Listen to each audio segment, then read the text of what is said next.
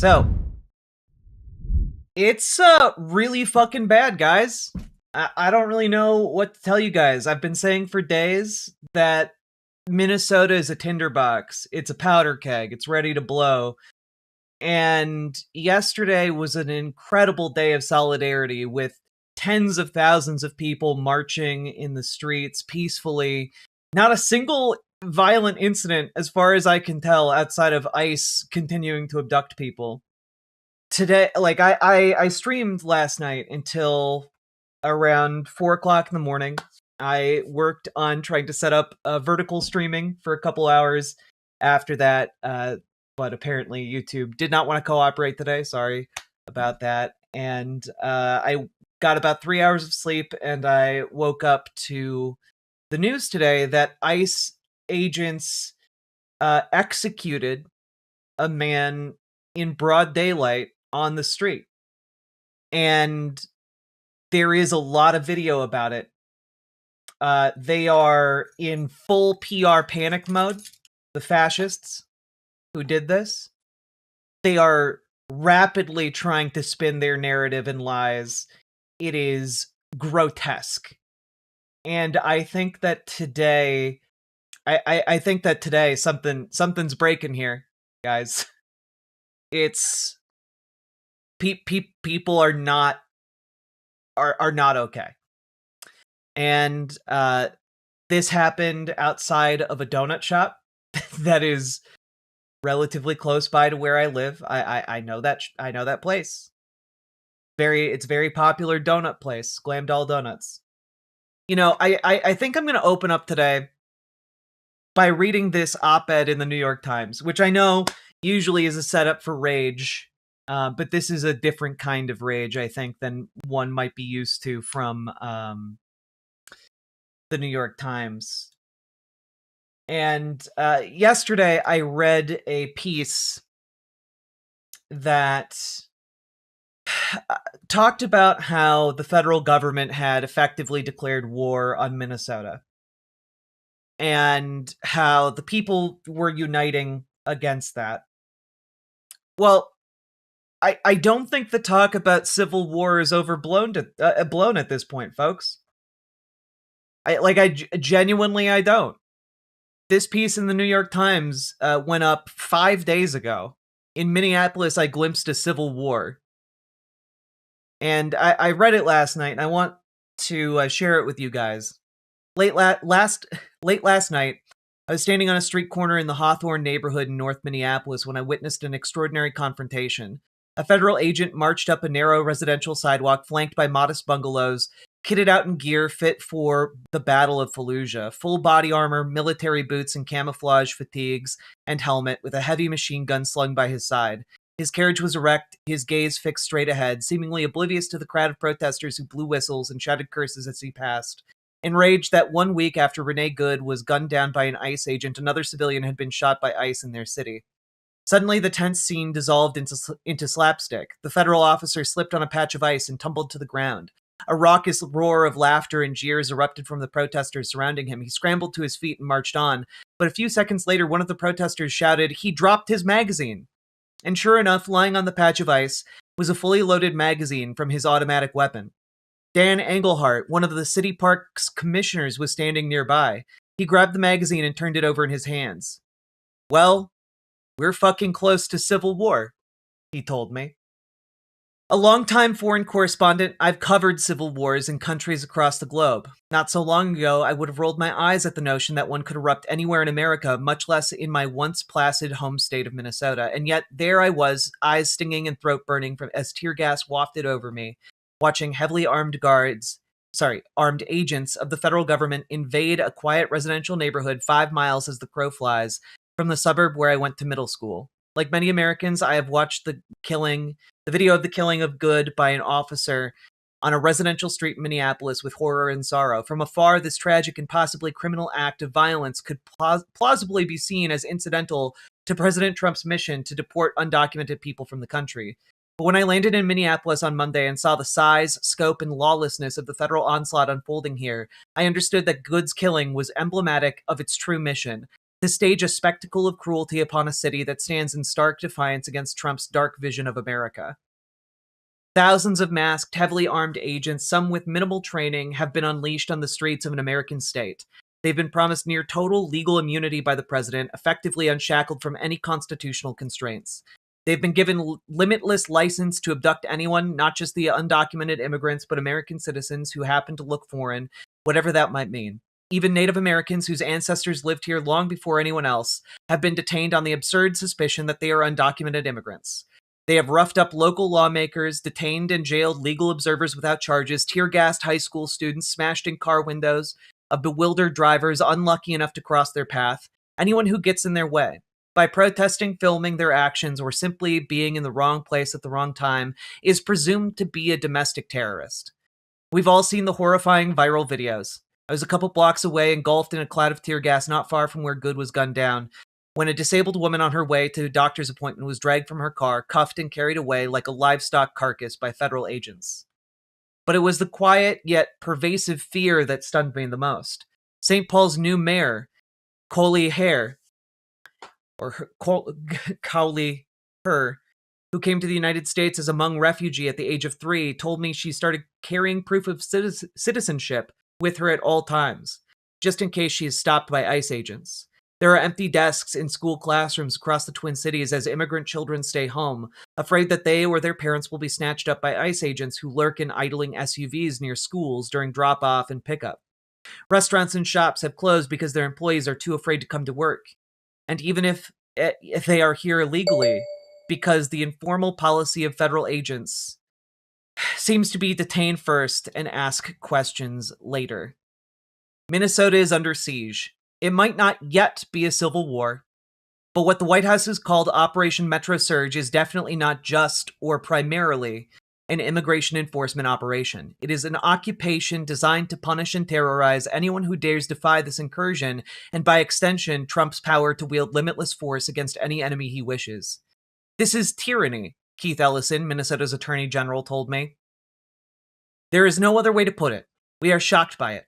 Nobody ever thought America would look like this. We now don't have to speculate as to what American fascism looks like. It's right outside the door. Minnesota is not the first city to face an influx of federal agents at the behest of Trump. Federal immigration enforcement officers, and in some cases the National Guard, were sent into Washington, Chicago, Denver, and Los Angeles in the past year. But what is happening in Minnesota is of an entirely different scope and character. Administration officials have called it the largest immigration enforcement effort in the nation's history.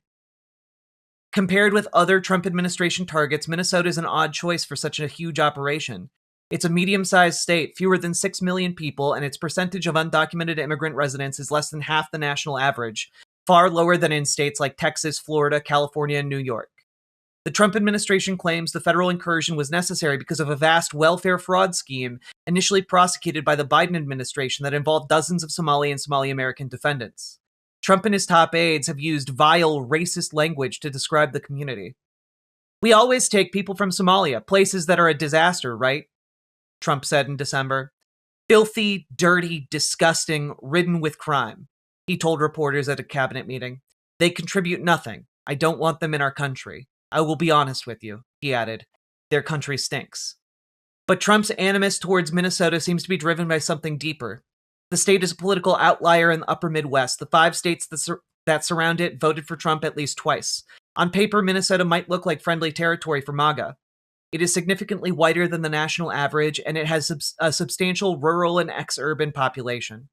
Trump is convinced that Minnesota belongs in his column, insisting that he won it all 3 times he ran for president, but that his victory was snatched away by devious local election officials. His administration seems to think that riling up resentment against the state's roughly 100,000 residents of Somali origin is a ticket to luring the state's white supermajority into his xenophobic camp.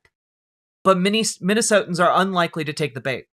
The state has a long tradition of welcoming refugees, and Somalis, along with Hmong, Cambodians, Ethiopians, and Ukrainians, have become a part of the fabric of the state. Representative Ilhan Omar and several other elected officials are of Somali descent.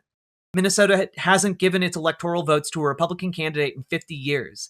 It eluded even Ronald Reagan, who swept 49 states in 1984. For decades, Minnesota has been a bastion of defiantly progressive politics, home to heroic figures of the left like former Vice President Hubert Humphrey and an ardent civil rights supporter, and the progressive Senator Paul Wellstone, who tragically died in a plane crash in 2002. The state has been able to absorb the shock of the murder of George Floyd as Minneapolis became ground zero for a nationwide protest movement. It has weathered a long season of sometimes destructive protests, but managed not to tear itself apart. By American standards, it has a generous social safety net and among the lowest rates of uninsured residents. Despite its relatively high taxes, it is one of the most sought-after destinations for people moving from state to state, offering a surfeit of good jobs at numerous Fortune 500 companies headquartered in the Twin Cities. It has an excellent and well-funded public university system and highly rated public schools. It routinely ranks in the top 5 states for quality of life. It has its problems, including the deep inequality and segregation that fueled the protests in the wake of Floyd's murder. But for the most part, it's a nice place, filled with nice people who seem quite happy to take care of one another. Minnesota represents everything that the administration hates, said Mukhtar Ibrahim, a Somali-American journalist and entrepreneur who came to the Minnesota as a refugee 20 years ago. If he can do this in Minnesota, nothing else will stop him. This is, I think, ground zero. If Minnesota falls, the country will fall. The Minnesotans I met on the streets of Minneapolis and St. Paul were determined to resist and fight back. The Trump administration has tried to paint the anti-ICE activists as hard left agitators, blue-haired domestic terrorists, bent on stirring up mayhem, but I found they looked a lot more like a woman I met named Hillary Ottman, a blonde 50-something solar energy consultant who lives in South Minneapolis. I stumbled upon Ottman on a frigid morning last week when I rolled up on a corner near a high school in South Minneapolis. She lives in the neighborhood and is part of a school parent group that's been patrolling the streets at the beginning and end of the school day after the ICE incursion began, trying to protect students and parents from arrest. Many such groups have sprung up across the Twin Cities, staffed by volunteers who track ICE vehicles, follow them, record their movements, and try to delay and distract them. A few minutes before I met her, Ottman heard the sound of whistles like the one she wears around her neck and hustled to the spot. On her phone, she showed me a video of agents detaining 2 girls. One seemed to be a teenager, the other a little younger, and they had been in a pickup truck with a small white dog. The officers appeared to handcuff the younger girl in one of the videos and put her in their vehicle. Ottman had gotten involved as a volunteer in this group through a parents' group at a local high school, where the student body includes a large proportion of migrant children. That morning, she chose a walking patrol to keep warm. It was so cold that day that her garage door had frozen shut. She told me she wasn't surprised by how quickly her neighbors had sprung into action. The community groups that formed in the wake of the murder of Floyd quickly reactivated, she told me, making it much easier to organize a response. The killing of Good was a horrific shock, but it has not deterred the volunteer observers. If anything, Ottman said, their ranks have swelled. Minnesotans are really good at chipping away ICE, she dryly noted. As we were talking, a minivan pulled up. The driver was a Native American woman named Nicole, who was also on patrol, fueled by Red Bull and Marlboro 100s. She was looking for homeless people who might need supplies like tarps, blankets, and food. One of the bizarre ironies of the ICE abductions is that several indigenous Americans, people whose roots on this land predate anyone else's, have been detained. 4 homeless members of a local native tribe were seized days earlier, and 3 remained in custody, according to local tribal leaders. I got my tribal, she told Ottman, gesturing at the card that identifies her as a member of a Native American tribe. A few blocks from where we stood, the Powwow Grounds coffee shop has become a nerve center for the Native American response to the ICE incursion. An art gallery attached to the cafe has been transformed into a supply depot. Volunteers pick up food, diapers, medicine, and other essential supplies for families too frightened of ICE to leave home. There were masks, gloves, goggles, and first aid kits for observers and protesters. It bustled with warm camaraderie. A constant stream of volunteers embracing and exchanging intel about what was happening on the street. There I met Crow Bellecourt. He told me his father had started the Indigenous Protector movement in the 1960s to fight harassment of Native Americans who lived in the area, and that his community has put its long history of fighting the violence of federal government in service of vulnerable newcomers. I really hate using the word immigrant or illegal immigrant, because them are brown people just like me, he said. These are our relatives. He said that the community response has been disciplined and robust, with none of the property destruction that marked the protests under the murder of Floyd, when a police precinct burned to the ground. Back then it was internal tensions that exploded. Now it is an outside force besieging the city. I think we learned as a community to try and keep it calm this time around, he said. And I also think our Minneapolis Police Department learned from that incident, and we're all trying to keep our calm. Seems like the feds want to incite something here. The exceptionally broad solidarity I saw across the Twin Cities is emblematic of the qualities that have made Minnesota such an irritant to Trump.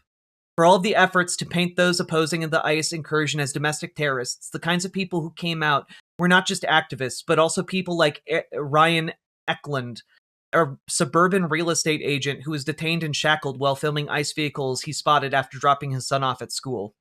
My goal isn't to become a political activist, Eklund told Minnesota Public Radio. It is our responsibility as citizens, whichever side of the aisle you lean toward, to protect the Constitution. And we are all given inalienable rights via that Constitution. It echoed something I heard from a 17-year-old high school junior I met named Jesse Fee, who was among hundreds of students who walked out of class to march on the state capitol to demand ICE leave Minnesota. ICE might not break into my house and try and take one of my family members because we're all white, Fee told me. But I'm not going to care just because it's not going to happen to me. That's irresponsible. That's disrespectful. And it's sinful, honestly. For all their military gear and unchecked power, the federal agents flooding this city, like the president ultimately commanding them, seem unprepared for what they are facing here. Like the agent who slipped on ice, they have misjudged the ground beneath their feet, a state full of ordinary people, real estate agents, high school students, solar energy consultants, who've decided that watching their neighbors being dragged away is an intolerable sin. And I read that last night, right before I went to bed. The New York Times has a very long history of publishing absolutely disgusting op-eds. This is the first one I've read in a very long time that nails it. The federal government has declared war on Minnesota out of petty vengeance, out of a delusion that the Stephen Millers and the Donald Trumps in the White House have, that effectively what has happened in Minnesota is a result of all of this fraud and like undocumented immigration and, non-white people ruining the election. And so they come here to punish all of us. Anyone who stands up to them, anyone who says, hey, that's not right. They are here to maximize damage to us. And it is an intolerable situation to be in. This is going to be... they're not going to go anywhere for at least some time. Unless we push them out. And we need to start thinking about how to resist in even more creative ways. Yesterday, I was talking about how protesters have been systematically denying ICE bathrooms. And I think it's going to get more creative from here, folks. It's going to get more creative from here. Because as ICE escalates their tactics, so too will people here escalate their tactics. And I think that it is becoming increasingly clear as ICE continues to murder people in the streets that we all are called upon, not just here in Minnesota, but all of you outside of this state are called upon to start taking action in your communities too. One of the only reasons that Minnesota is faring all right at the moment is because of these pre-existing neighborhood organizations. Are you part of one in your neighborhood? Because you need to get involved in one. I know it might be scary. I know you might have social anxiety. I know you might be tired. I know you might be depressed. You got to get involved in one. Because these guys are going to show up at your doorstep sometime soon. If they haven't already. So you need to get organized. Not just because we need to do some electoral stuff in the midterms, not just because, it's going to matter in 2028 in some abstract far off time, but because in the immediate future, these people want to roll men with guns into your neighborhood and start killing people in your streets. If they can do it on a street in Minnesota, outside of a lovely little donut shop, they can do it anywhere. That's the message that they are sending. That is why they are here. They are here to make you afraid. They are here to make us afraid. And the number one thing we should do right now is not be afraid, but organize. We need to organize. And folks, we're going to get deeper into this story. I know I haven't talked at length about what happened today yet, but we're going to get into it. And I want to say, folks, off the bat, there's going to be some extraordinarily disturbing imagery. We are going to watch multiple videos of this execution because I think it's important. I think it is deeply important that you guys understand what is happening here. And so we're going to watch it. I'm going to ask you guys not to look away. Okay? If you cannot stomach that, I totally understand, but I do think it's important. That man gave up his life in order to resist ICE. And I think watching that bravery is important. I saw this advice. I think it's actually really good. If you are having trouble mentally handling today, dunk your face in a bowl of cold water, drink some water, and then smell or touch something interesting. You know, whatever that means to you. You know? Smell or touch something interesting. So for me, for example, I have my water. I also have this fun little rock that a friend of mine gave me a long time ago. It's very smooth. Sometimes when I'm agitated during stream, I will touch it. But it's good to be intentional about these things. I think that is all very good advice. You know, ground yourself in the things around you.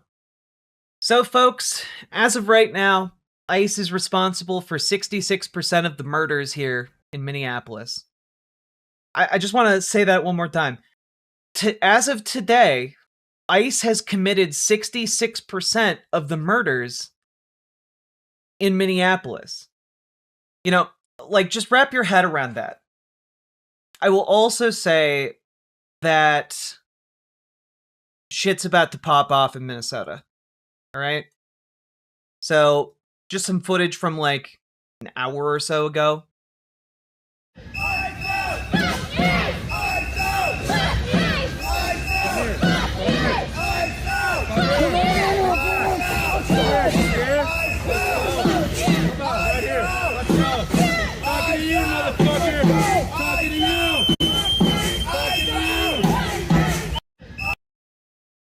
It's gotten to the point over the past few hours that, well, I don't really know how to put this.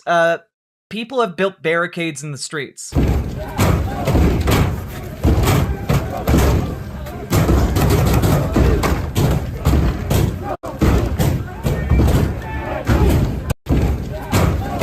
Like we're starting to see some escalation here.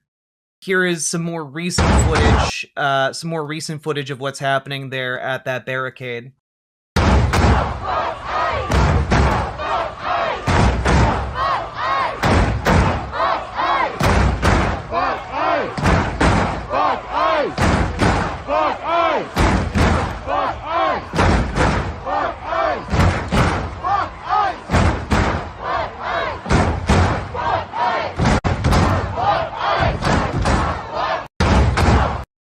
And I suspect things are only going to escalate as the day wears on and people get off of work and find out what is happening.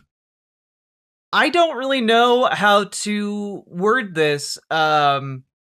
People are not okay. People are beyond angry. I mean, like, this is the headline for the local newspaper. This is the headline image here for what's happening today. A woman is overcome with emotion after someone they knew was arrested on Nicollet Avenue after a federal agent fatally shot a person nearby on Saturday. This is happening every day. I suppose it's time to walk you through the events of this execution. A gang of around 8 ICE officers wrestled a man to the ground. One of them pulled out a gun, shot him as he was underneath 8 ICE officers, and then shot him 5 more times. And what the administration is trying to say to justify this is that, well, he had a gun. Which, I gotta be honest, I don't think we can believe them on that one, number one. And even if we are to believe them, there's no evidence that he was brandishing it. There's no evidence that he was using it. There's no evidence that he was illegally carrying it. And they shot him. The Trump administration is trying to say that this man was planning to do a massacre. But even if that were the case, you can't just shoot someone dead after you've already subdued them on the ground. They executed a prisoner. Oh, there's a clip. They pulled it out of his holster before shooting him. Oh, that is incriminating as hell. Yeah, there is a lot of video of this incident. There were multiple people around filming at the time of his execution.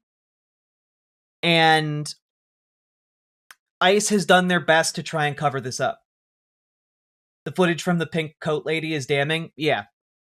Yeah, it is. There's really no doubt that this is murder. This isn't even like a, oh, well, he was in a vehicle that maybe was rolling towards a cop. There's nothing even remotely like that. They had him subdued on the ground, and then they just murdered him. One of the sickening things about it is that the entire conservative media apparatus has spun up into overdrive in order to try and justify this. And it is grotesque is undercutting it. Here's Greg Bovino. The suspect also had 2 loaded magazines and no accessible ID. This looks like a situation where an individual wanted to do maximum damage and massacre law enforcement. This fucking lying piece of shit. This fucking lying piece of shit. His weapon wasn't drawn. He never touched it. People were filming the entire time. If you have watched the video, you know that that is full of shit. It shows him talking to the ICE agents with no sign of like rancor or rage or agitation. But then an ICE agent decides to lay hands on this guy. And then 8 ICE agents converge on him, beat him, and one of them starts shooting. One of them just starts putting bullets into that man on the ground. There are so many different angles of this, but the lies are just coming so fast. Some of the people that you arrested, like you mentioned, in the last couple of days, you feel it was incredibly organized. Yes. What can you tell us more about what we're seeing on the ground there? I mean, our Steve Harrigan, who's covered many wars, said that in his own observations, it feels incredibly organized. These people know each other. They know where to go. Yeah, almost like, I don't know, they live near each other and are friends with each other and give a damn about each other. Kind of like a community would. What do you know about this? That's right. And I can tell you what I observed when I was there. It's extreme. Do we have confirmation that the victim is dead? Yes. My understanding is he was dead on the scene. I'm getting real sick of seeing people executed in my home. Getting real sick of it, guys. Organized. The signs they have are all matching. They're well written. And look at what's happening. Wow, look at them. Their signs they match. Look at them. Some of them have good penmanship. They're so scary. God, I hate these people. In order for anyone in Minnesota who has lived through this to believe in the rule of law ever again, we need to see these people actually get consequences. Like, I'm not kidding when I say that this is like some traitorous, treasonous bullshit. This is some, like... This is just some beyond the pale evil. I want to see these people brought up on charges, like today. Where are the Somalis? Fuck you. They're out there, you bitch. They're fucking out there in the mornings at their kids' schools handing out food to people who are on ICE patrol. Fuck you. Like, I'm sorry. I have no patience for this. We're not on our own. We have each other. But to paint it as if Somali people here aren't in the exact same boat we all are, when these people are literally here to attack them, fuck you. You should be ashamed of yourself. Today, how did these people go out and get gas masks? These protesters, would you know how to walk out on the street and buy a gas mask? Yeah, you go to a store that sells gas masks, you piece of shit. There's also this place called Amazon where you can like order like almost anything. You can buy things online. It's not hard. Right now? Yeah, think about that. Wow. Right. All of these protesters out there right now have gas masks on, matching, very... Yeah, because the fucking feds you sent here keep gassing us, you piece of shit. expensive, by the way. You know, if you were really an American, you just breathe in the tear gas. You just inhale it. You take it into your lungs. Fuck you. Gas mask. It's organized. They're out there to cause problems, and they're out there to hinder the great men and women in law enforcement, and we are not going to have it in Minneapolis or anywhere else in this country. We're going to protect our synagogues. We're going to protect our churches. That's why I was there, and we are going to fight back to keep people safe. Our country was found. This woman should rot in prison for eternity. You know, like we should bring back like gibbets, man. Like fucking these people should be like hanging in cages by the time they're done facing like justice for their crimes. They should be in cages, and we should all be able to look at them every fucking day and see their misery. Like I fucking hate these people. It is fucked up what she's doing. It is fucked up what Greg Bavino is doing. I am very angry, and I'm trying really hard today to keep a lid on this. So I'm going to control myself as best I can. But understand, folks, I'm real upset. The amount of rage I feel is difficult to put into words. This is what Fox News is trying to put out there, by the way. A clearer picture as this unfolds, so it is still early, but what we are being told at this point from DHS is that Border Patrol had some type of interaction with a man who was armed. This is a picture that our Bill Malusian got from DHS. This is the gun in 2 magazines that they say he was armed with, and Border Patrol engaged. Nah, Aya Forvzi, Trump can't pardon state charges. What needs to happen is that our local law enforcement needs to pony the fuck up and arrest these clowns. And yeah, you know what? Maybe it would lead to a fight between, you know, our local PD and ICE. But you know what? Good. Like, fuck them. If they need to deputize folks in the Twin Cities, I guarantee you they'll have volunteers. There was a shooting. DHS says that CPR was being performed on that person, and the Star Tribune reports that that person has now been taken to the hospital. Never show up to a peaceful protest with a gun. One, that is good advice, but also blaming this man for being executed by ICE. They didn't shoot him because he had a gun, you dipshit. They shot him because they wanted to. Stop doing the work of the fascist for them. By ambulance. While the details are still coming in, we're already... He didn't pull a gun on police, you fucking nonce. You piece of shit. There's video of them literally taking the gun out of his holster after they shot him. You stupid piece of shit. Seeing reaction to this, Governor Tim Walz just tweeted out, "I just spoke with the White House after another horrific shooting by feds to clear a picture." It is infuriating. It is absolutely infuriating out here. Let's just take a quick look here. I do want to say, if you are interested in what is going on here, one of the good places to follow on Blue Sky is Wedge Live. They have been doing work overtime to get this coverage.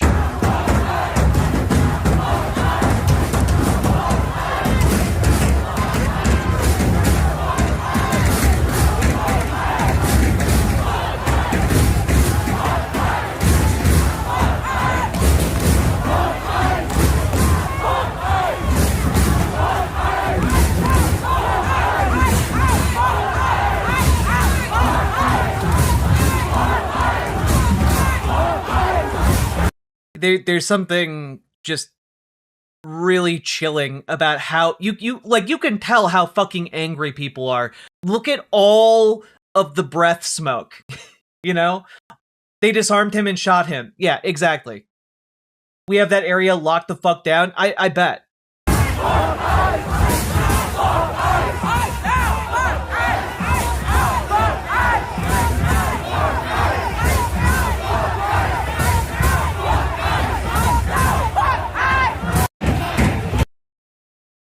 Good on all the people responding to the scene. I'm so fucking angry.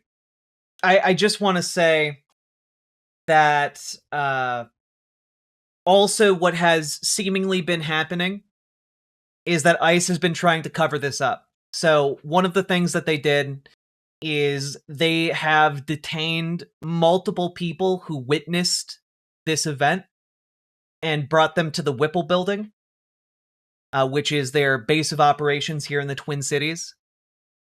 And I do not know if those people have been released yet.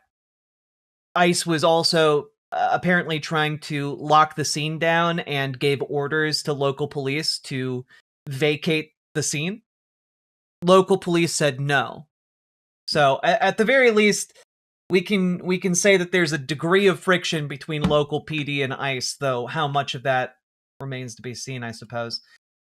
The victim's name, I suppose at this point we should start calling them martyrs, is Alex Pretti.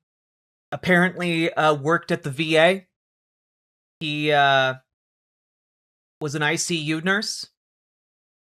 This is what it looks like when we show up for our communities and we fight back. We have been getting gas on every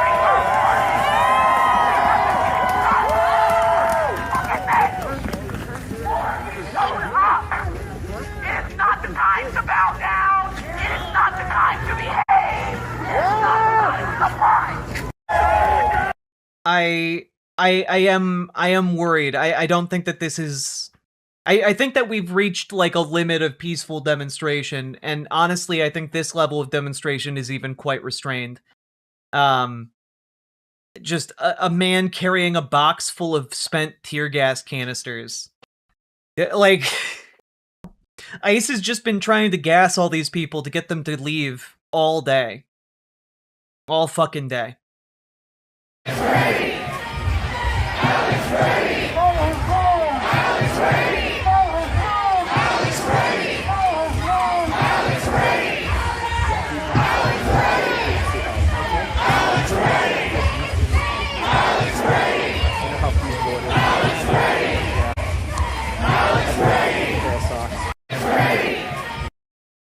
What time is it in Minneapolis? 2:25.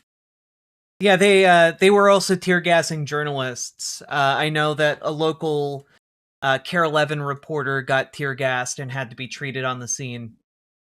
Jana Shortle, who's been doing some great work reporting on the abuses of ICE in the Twin Cities area. According to folks on the scene, from a lawyer friend, they're trying to keep local PD and the BCA, which investigates officer shootings, from getting statements and confiscating any phones with video. Basically, in the aftermath of the ICE shootings that we have seen so far, ICE's number one priority is to prevent local authorities from getting their hands on evidence so that local prosecutors cannot charge like these federal officers.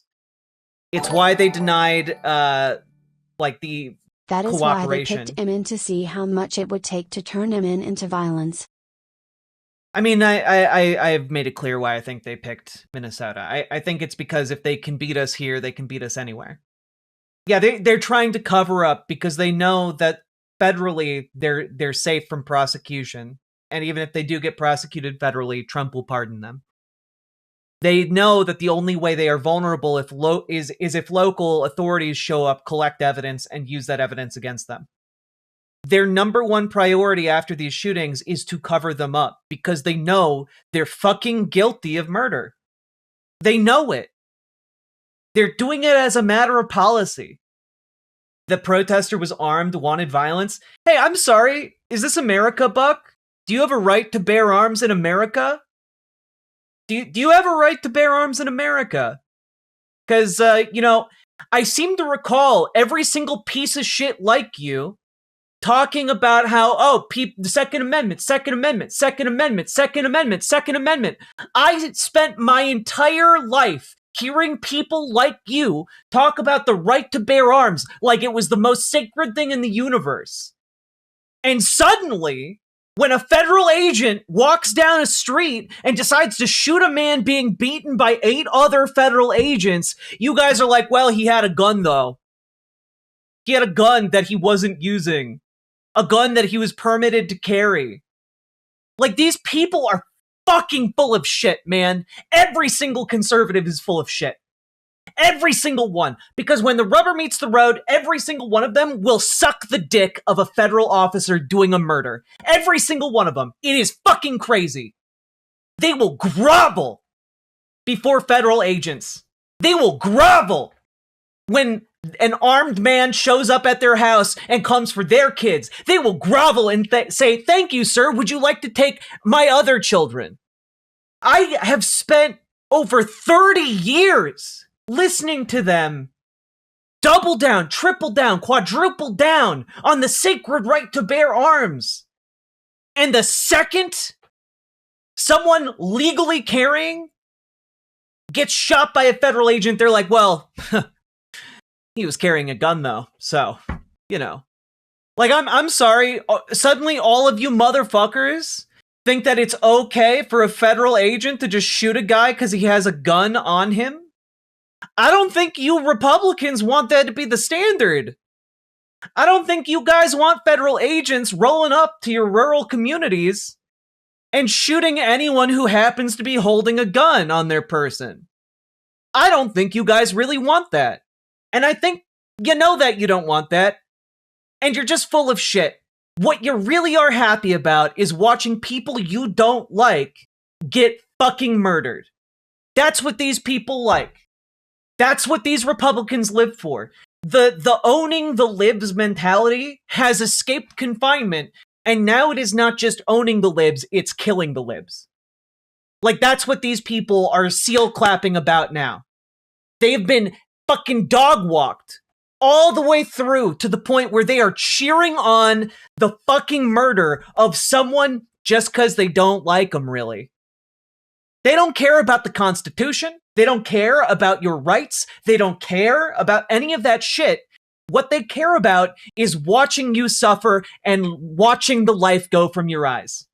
That is what they care about. These fucking pieces of shit, man. I'd put money on all of these assholes defending ICE murdering people cry about Ruby Ridge still.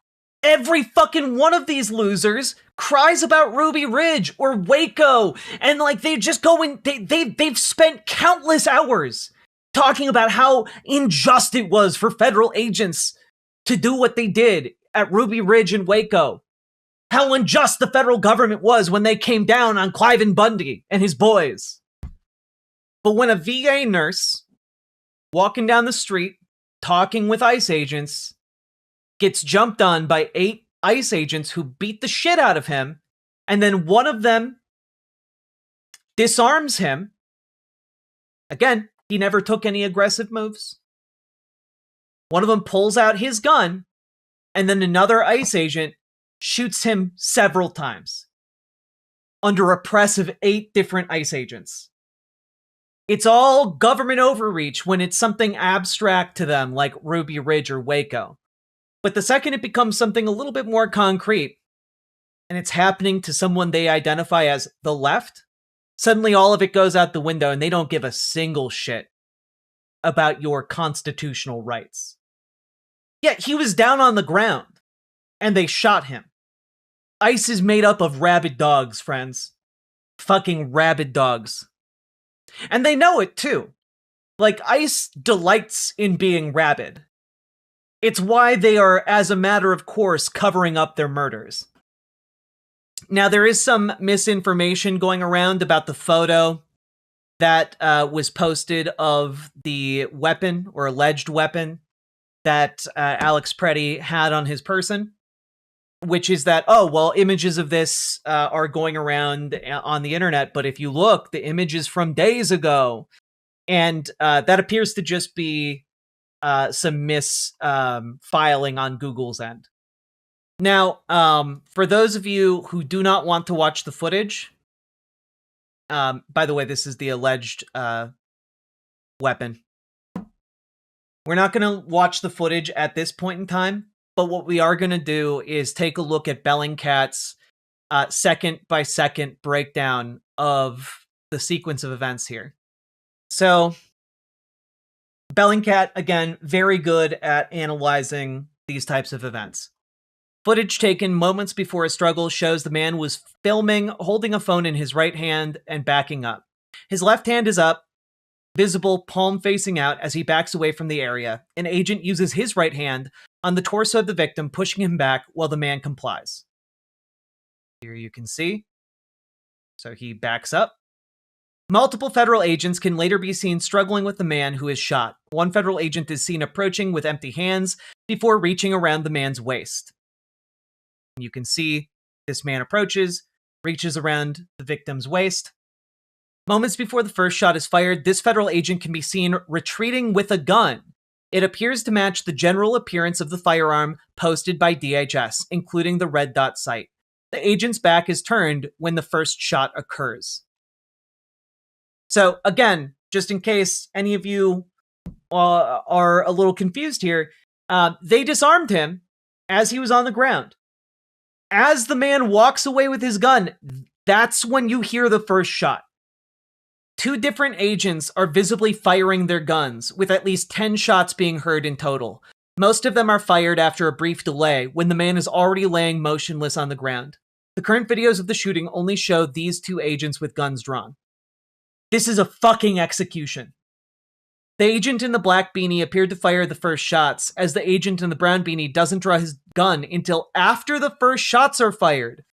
And I do want to emphasize here, these guys who join ICE, they join it to kill people. That second guy, you know, if you make the argument that, like, well, obviously, this guy was so dangerous. If you want to make the argument that, like, oh, well, you know, this wasn't an execution, they were fearing for their lives. How the fuck do you explain the second guy, after there are several shots into a man already on the ground, already being beaten by like 7 other ICE agents? How do you justify the second guy pulling out a gun and plugging 10 rounds into a motionless body on the ground? Fucking war criminals, man. After the first shots are fired, the man collapses on the ground. Agents back away. At least another 5 shots are fired toward the man who is already incapacitated on the ground. Here you can see, again, after they've already backed up, they put more shots into him. They're all double secret divorced. They really are. It's why they need to kill people to feel big. And obviously, this is a violation of even DHS's own use of force policies. DHS released a statement claiming that an agent fired defensive shots after an individual approached CBP agents with a gun and violently resisted. It's fucking bullshit. This is fucking bullshit. Watching the video, the idea that this man was violently resisting them at all is fucking bullshit. Also, the statement does not talk about the second agent who unloaded bullets into this man. Fearing for his life and the lives of his fellows, the lives and safety of his fellow officers, an agent fired defensive shots. Medics on scene immediately delivered medical aid to the subject, but was pronounced dead at the scene. They don't mention that multiple officers filled this man with lead. Hope they realize there's no statute of limitations for murder. And I hope they realize that we will fucking find them and hold them accountable for this. I don't care where these motherfuckers run the ground. We're gonna find them and we're gonna drag them back here to face justice. I don't care how long it fucking takes. These fucking murderers who stalk our streets, I don't kid. You know how they had like Nazi hunters after World War II? We're gonna have that for ICE agents. We are gonna track these men down. So we're gonna find them. him, We're gonna hold them pistol accountable whip for their him, crimes. take his arms, and then shoots? This is demonic. I'm pretty sure they shot him 5 more times after he stopped moving. They did.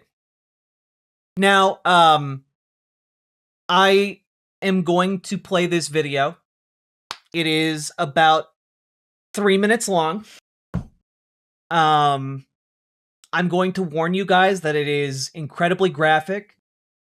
This is the footage of the lady in the pink, from the lady in the pink coat, who you may have seen from other angles, who was near the event. This is your massive trigger warning to get out if you do not want to see that. For as long as they have cried about Ruby Ridge, they've excused every cop who killed a black man for having a gun. Hypocrisy for decades on this. Yeah. So, folks, we're gonna play this, and I'm gonna warn you, it is extraordinarily disturbing. It is graphic, but I think it's important for us to know exactly what's going on here. Okay. Also, I'm gonna turn off alerts because we can't do that.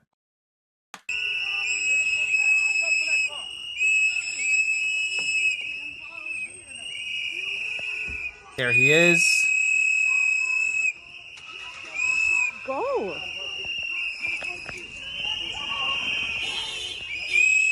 There he is. He's trying to direct traffic.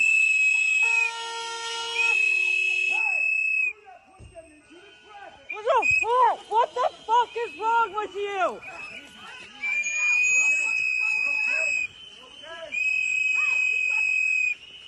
They pepper spray him. They push this woman to the ground. He's trying to defend her. Get the fuck, people! The fuck is wrong with you? Honestly!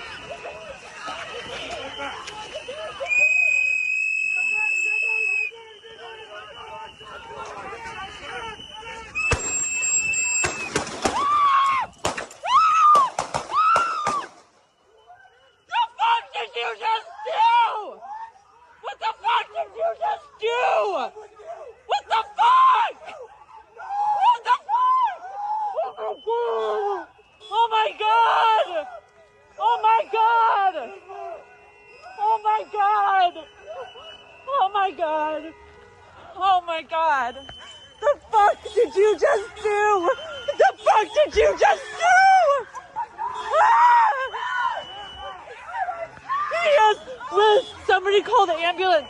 Somebody call the ambulance! Somebody needs to call the ambulance! Somebody call 911! I can't believe they just did that! Holy shit! Holy shit!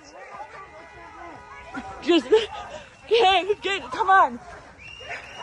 Come on!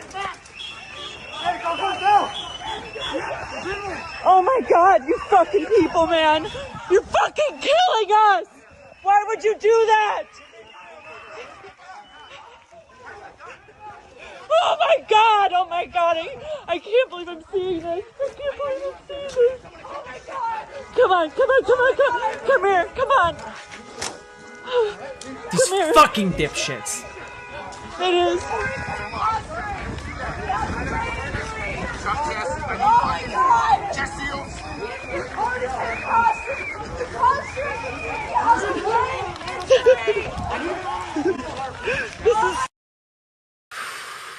Are some of them laughing? Yeah. These people are monsters. And again, you can see footage right here of the ICE agent taking his gun. And then you hear the shot. This guy already has that man's gun by the time you start hearing shots. The idea that these people were afraid for their lives, it's bullshit. They beat that guy onto the ground. He was unarmed. And then they executed him. I want to read you guys a quote that I saw. I haven't been able to find the clip, but if any of you are able to find it. Yeah, apparently this was on Ali Velshi. One of the ICE officers off camera says, "It's like Call of Duty. Pretty cool, huh?" That's how they think of this. That is how these fucking monsters who are executing people in broad daylight, they think they're playing fucking Call of Duty. They're having fun. These people want to come into my city and kill people because they think it's a game. I'm so mad. And I'm right to be fucking mad. This whole rotten administration brought these people to our door, and they're fucking here killing people. Just heard about this. I guess news spreads fast. It does indeed. You know, I was just thinking, like, literally yesterday, how nice it would be to go to Glam Doll Donuts. And then a man gets executed on the street outside. You know, the issue, a commenter, is that, like, when you say, if you need to step away, I don't think anyone would be upset. The issue is, I can't step away because I live here. When I step away, I'm still here. His arms were over his head and they murdered him. They were beating him on the ground. There were 8 guys on top of him. And they shot him while he was unarmed. And then they have the fucking audacity to go out there and be like, oh, he was planning a massacre. When very clearly, one of his last acts was trying to shield another person. He was trying to keep that person safe. And they pulled him off of her, beat him, and shot him dead on the street like a dog. They're calling him a domestic terrorist who is trying to massacre ICE agents. Was this off of 26th? It was right in front of Glam Doll Donuts. Yeah, his last words are you okay? His job was literally to save lives professionally. That's what he dedicated his life to. One of the guys who, when someone comes in with traumatic injury, keeps you alive. These fucking bastards. Guys, Minneapolis is a powder keg. And I don't know how much folks in this city are gonna take. Like, I don't know how much more folks are just gonna, like, idly stand by as their neighbors get gunned down with no accountability. There's not even, like, a pretense of accountability. There's not even, like, a pretend sham investigation. Instead, they kill him in the street. And then they start detaining all of the folks nearby that they can get their hands on to deny local police the ability to interview them and gather evidence. They took the gun, they roped off the crime scene. They tried to order police who responded to the scene to leave. And folks, ain't no way people here are gonna forget that. When I say, like, much like there was a need for Nazi hunters in the aftermath of World War II, there's going to be a need for ICE hunters in the aftermath of whatever the fuck they're doing here. Just so you know, if any of you watching are ICE agents, we're going to find you, and we're going to bring you to justice eventually. You will face your time in front of a jury of your peers. And I guarantee you, they are not going to look favorably on you executing a man in the street. Yeah, the National Guard has been activated here. Presumably to prevent people from rioting out of control. Because I guarantee you, people want to get fucking angry right now. What can we do to help besides give money? Genuinely, I would say get organized locally. The best way for you to help us is to get organized locally to help yourself in your community. And once we are all starting to get organized locally, then we can work together on a large scale to put a stop to this fucking madness. We need people to get so much more organized than we are right now.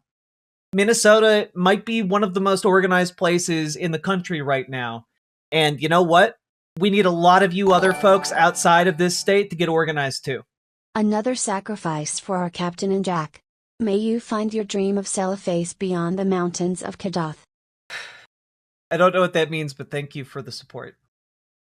Like, get organized locally with like-minded folks who want to keep each other safe. That's what you guys need to do. If you do one thing in response to today, I want you guys to get involved in your local organizing.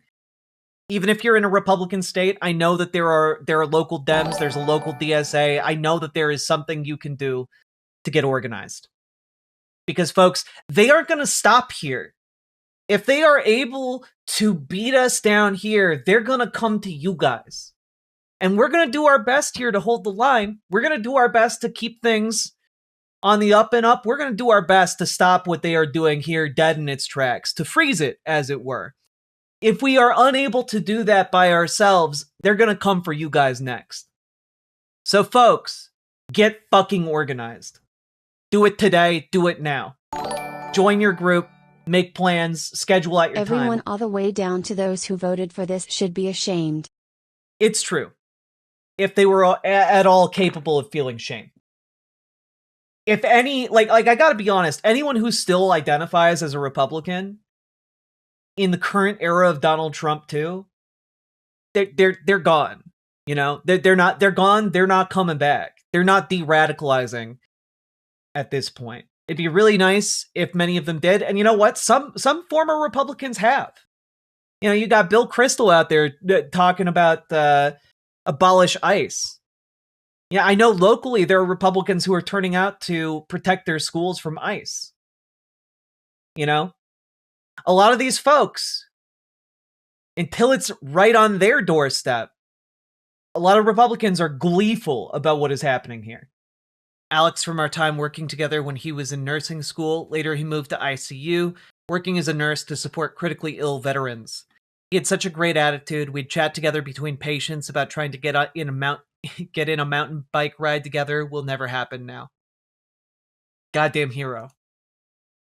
We're going to take a look at the local officials responding to this. And then we'll take a look at Governor Walz' response. Here we go. I'll fix the audio. Give me a sec. I'm going to turn it over to the chief to provide an update and some of the details based on the limited amount of information that we have thus far this morning, and then I will provide some comments myself. Chief. My name is Brian O'Hara, B-R-I-A-N, O''H-A-R-A. I am the Minneapolis Police Chief. At approximately 9:03 a.m. this morning, Minneapolis police received a report of a shooting involving federal law enforcement in the area of East 26th Street and Nicollet Avenue on the south side of the city. Officers arrived and found an adult male with multiple gunshot wounds when they arrived. Life-saving aid was being rendered, and he was transported by ambulance to Hennepin County Medical Center, where he was later pronounced deceased. Based on the information that we have, which is very limited, this is a 37-year-old white male who is a Minneapolis. Again, it's a very limited information because ICE is deliberately taking witnesses and evidence in order to withhold them from local law enforcement investigation. Minneapolis resident, and we believe he is an American citizen. We have not been told any official reports of what has led up to the shooting, but we have seen the video that is circulating on social media. Our demand today is for those federal agencies that are operating in our city to do so with the same discipline, humanity, and integrity that effective law enforcement in this country demands. Man, they're not going to listen to you. Like, I mean, this is some nice, pretty words there about the ideals that these men are supposedly trying to live up to, but they don't fucking care. They're here to fucking, like, beat us up. They're here to kill us.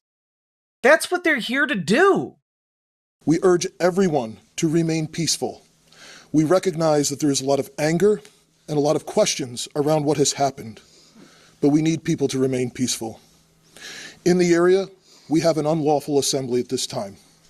Minneapolis police have given multiple warnings for the crowd to disperse. We are asking for people to avoid the area and to leave if you are there. We have requested mutual aid from the Minnesota State Patrol and from all our local and county regional partners. We ask everyone to remain calm and to please do not destroy our own city.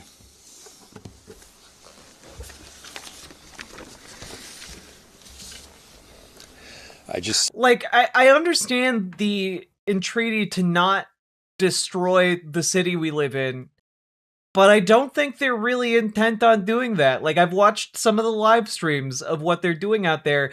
They're just fucking angry, folks. We're just fucking angry. Like, fuck. A lot of people give this Brian O'Hara guy a lot of credit because he goes on 60 Minutes and like says some pretty words, but like we need better than this, man.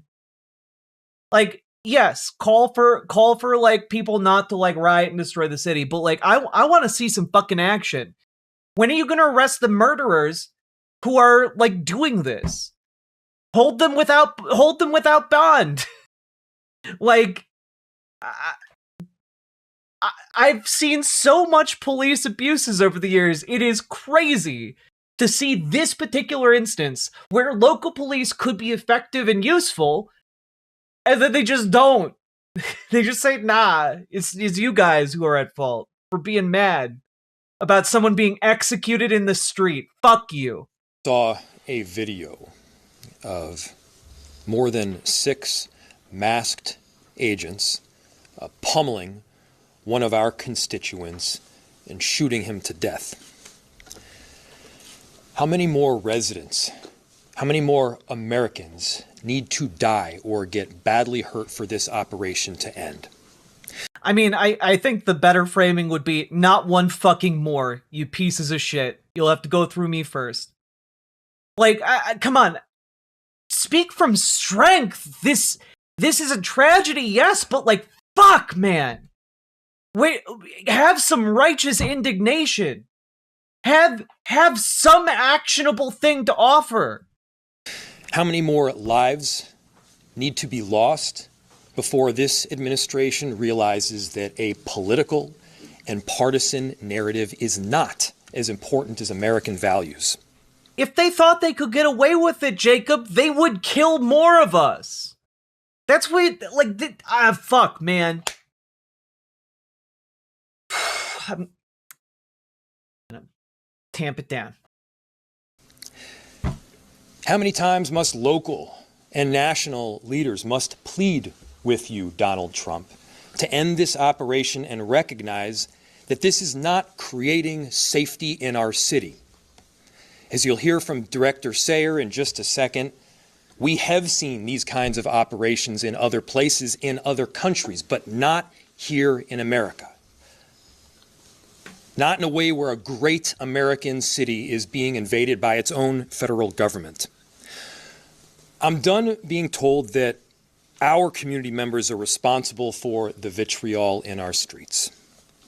I'm done being told that our local elected officials are solely responsible for turning down the temperature.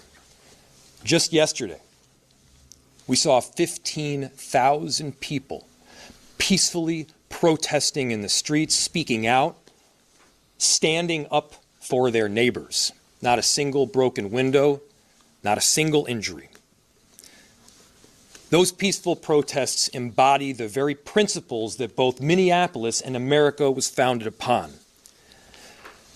Conversely, the mass militarized force and unidentified agents who are occupying our streets, that is what weakens our country.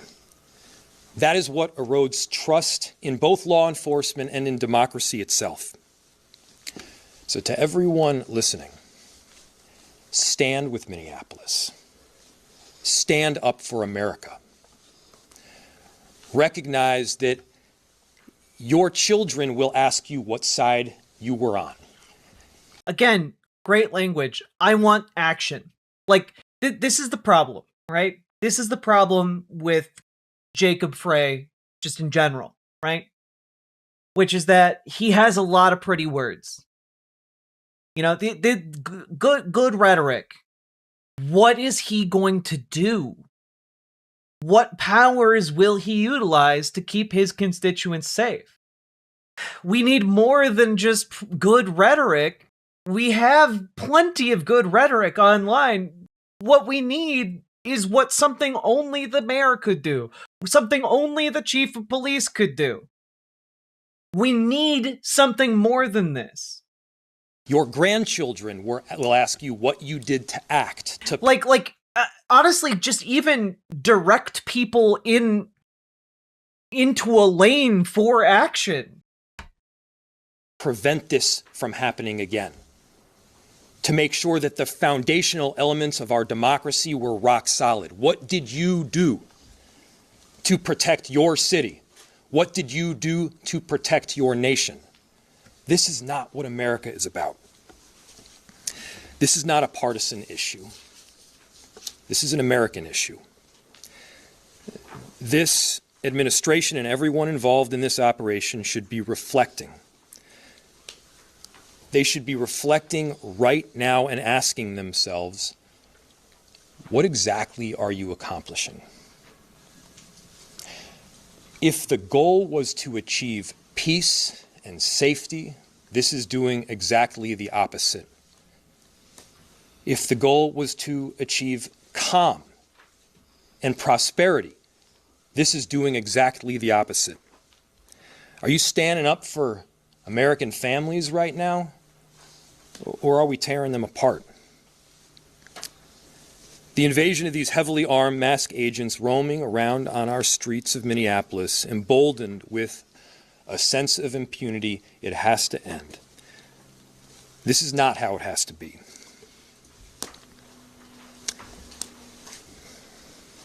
So, to President Trump, this is a moment to act like a leader. Put Minneapolis, put America first in this moment. Let's achieve peace. Let's end this operation, and I'm telling you, our city will come back. Safety will be restored. We're asking for you to take action now to remove these federal agents. Director Sayer.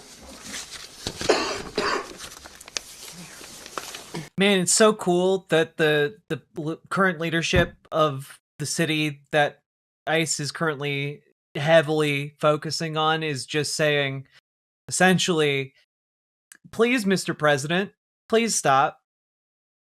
Which, that's fine. You can do that. But do more? Do something. Fuck. My name is Rachel Sayer, and I am the Director of the Emergency Management Department for the City of Minneapolis.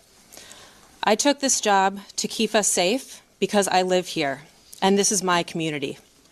We are doing everything we can to mitigate the impacts of this terrible situation.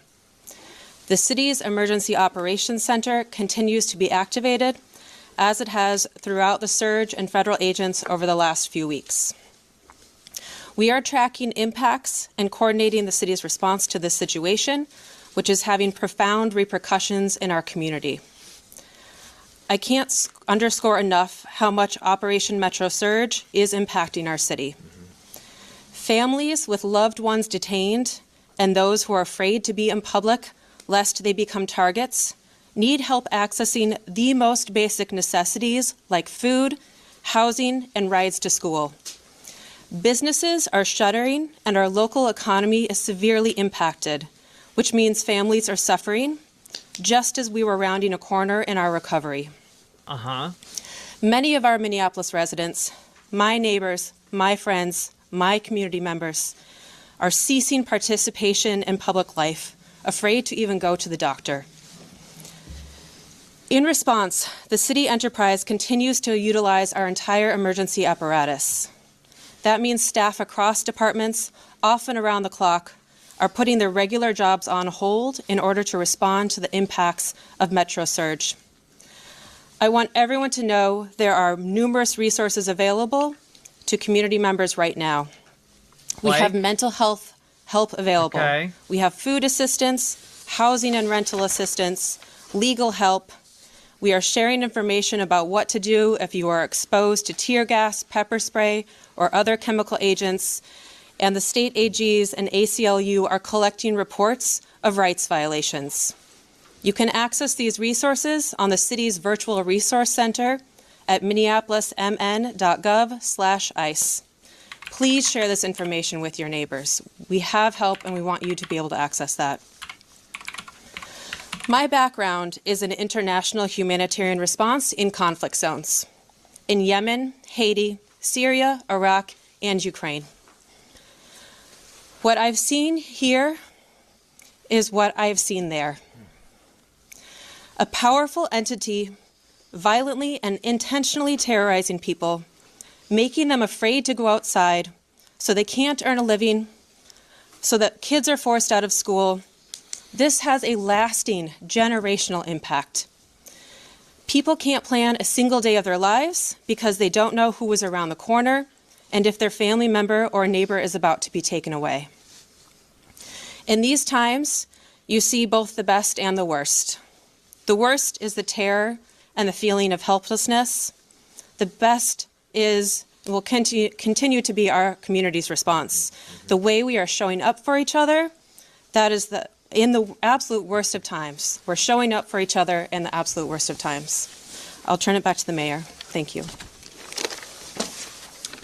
We'll open it to questions. We are seeing an incredible volatile situation unfolding right now around that scene. Is there any communication right now between local and federal law enforcement or cooperation, or where do those efforts stand to try to calm what's going on down there right now? I'll turn it to the chief to answer. Can I just say, like, I went over to their website, right? The one that she just threw out there. And this is what it looks like, just as an FYI. And, you know, you get, press conference and update. Okay. City policy on immigration enforcement. Okay. Executive order barring ICE activity on city parking lots and ramps. Okay. But that's from like last year. ICE arrest of U.S. citizens. If you are stopped or detained by ICE, it's important to be aware of your rights. Abandoned vehicles due to ICE detention. Submit incidents to the state attorney general. That's useful, I guess. That one's useful. And submit reports of potential unlawful conduct. None of this stuff, by the way, is like an immediately helpful thing, really. Like it's collected information, and I guess that's good. But we need a lot more than just like, hey, you know, like we need like material assistance. And so to that end, like you can look at their virtual resource center. Okay, you can report unlawful conduct, report federal incidents. Okay. Food assistance, housing and shelter assistance, mental health support, find legal help links. Okay, let's just take a look at some of these. All right. Health resources, tear gas and chemical agents, school-based clinics. Okay, all right. Those are the health resources you have. Neither of these things are new initiatives to help people here. Like, school clinics already existed. Tear gas and chemical agent info already exists online. Let's take a look. Crisis and mental health support for all ages. Oh, look, you can call the suicide hotlines that you're all already familiar with. A crisis text line, a United Way 211. And like, I'm not saying it's bad to have this information out there, but to say like this is what the city is doing, like this is already like this is already available information. Like putting it all together is great, but to act like this is nearly sufficient when people are being shot dead in the streets by federal agents, like this is bare minimum. Like genuinely, I've seen like just random people in the community put together resource lists that are more robust. Or hey, housing and shelter assistance, which is just call our hotlines. Hey, call if you're a victim of domestic violence, call. Like good information, I guess, to have out there. Absolutely. But also, these are pre-existing initiatives. Like these already existed. These were programs already created and made available to the public. And like raising awareness of them is good, but like this is not sufficient for what is happening right now. So the question was, there is an incredibly volatile scene in South Minneapolis right now, and the extent of communication with law enforcement agencies. We have established a command post that is led by Minneapolis Police, and there are representatives from all of the regional, local, county, and state organizations. We have had communication with Homeland Security, but they have not been able to provide us any specific details around the incident itself.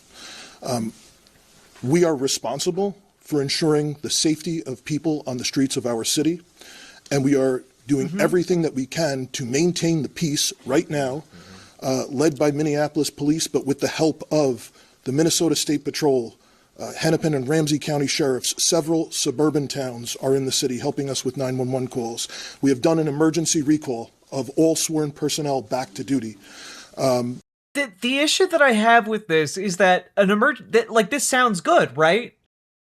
Except the purpose of recalling all of those officers isn't to keep us safe from ICE. It's to, beat people who are angry at ICE into submission. That's bad.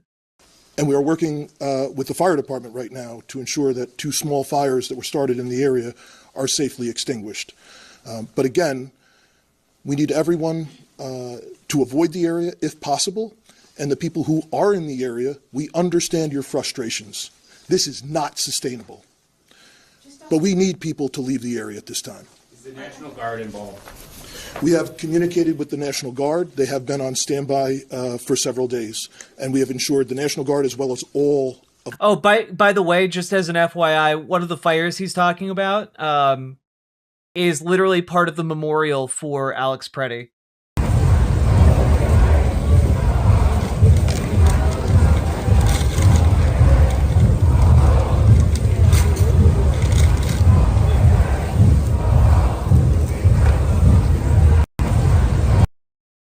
Thanks. Really keeping us safe out there. Man gets executed in the street by federal agents, and you're focusing on the fire that people are respectfully burning in order to keep warm and honor the man who was just executed not a handful of hours ago. Awesome. Good job. The local law enforcement partners... Yeah, they're burning down the city. ...are aware of the situation. A fire? In an enclosed box? A threat. Chief and Mayor, if I can ask you... Good thing ICE isn't on the scene, otherwise they would shoot the fire at least a couple dozen times. This is a statement from Tricia McLaughlin, spokesperson for DHS. She said in her statement, an individual approached U.S. Border Patrol officers with a 9mm semi-automatic handgun. Seen here, they showed a picture of it. The officers attempted to disarm the suspect, but the armed suspect violently resisted. More details on the armed struggle are forthcoming. Fearing for his life and the lives and safety of fellow officers, an agent fired defensive shots. Medics on the scene immediately delivered medical aid. Is that what happened? We fucking watched the video. That is not what fucking happened. First of all, multiple agents shot that man dead. Second of all, he was disarmed prior to shots being fired. Thirdly, he was already subdued before shots were fired. That's how they were able to take the weapon he had. 4, he never threatened law enforcement. 5, he literally died as his last act trying to protect another person that ICE was harassing and physically assaulting. He put his body between ICE agents and hers. His last words are you okay? Don't fucking come at me with that shit. So Minneapolis Police, the question was, you read a statement from DHS saying that a weapon was presented and there was attempts to disarm the person. Again, like I stated earlier, Minneapolis Police, as well as our supervisors, our watch commander responded to the scene. We were not provided any public safety statement around the incident, what happened. We have since seen a video that is circulating online, like thousands of other people have at this time. So we do not know what happened prior to the recording that is online right now. I immediately called for the Minnesota Bureau of Criminal Apprehension to respond, to conduct an investigation. They are on the scene. I believe the FBI is on the scene. as well. But I think the video speaks for itself. What I can tell you is we have identified this person, 37-year-old white male, resident of the city. The only interaction that we are aware of with law enforcement has been for traffic tickets, and we believe he is a lawful gun owner with a permit to carry. Chief, can you clarify, was MPD... Dude literally had a permit to carry. Also, worth noting that despite the talk here about deploying maximum amounts of officers and the activation of the National Guard, it does appear that for now, at least around the scene, as of an hour ago, officers have left the area of this demonstration. Because I am out now. They arrested me for using my voice. I'm just glad that I'm back, that I can use it again.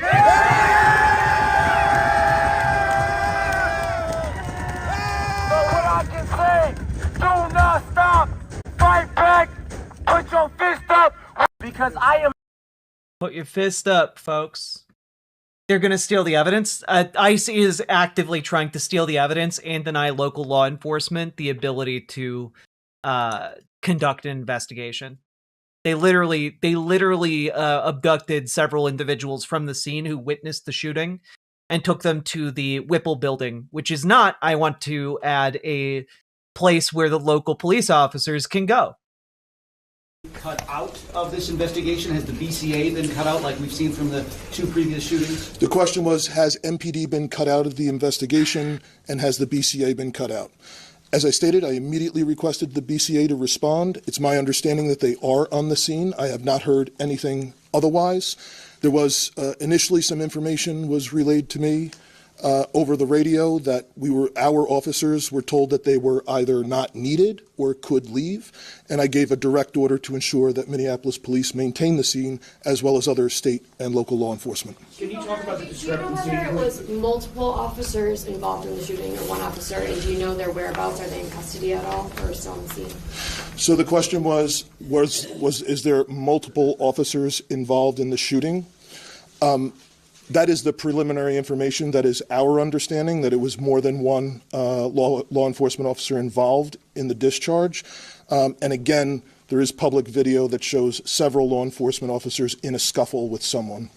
Can you talk about the discrepancy? Initial reports said that the victim here was 51 years old.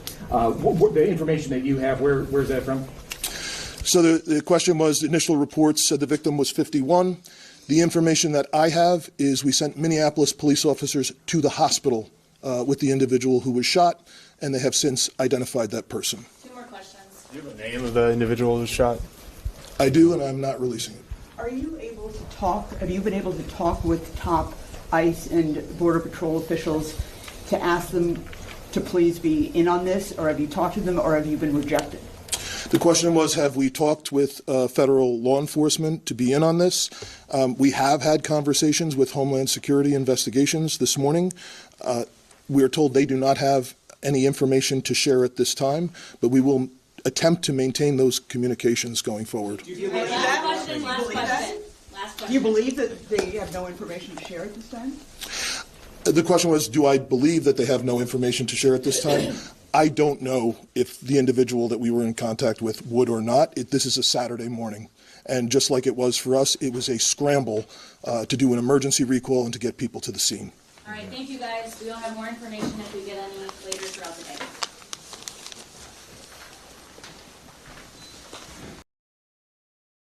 Thanks. Thanks genuinely for nothing.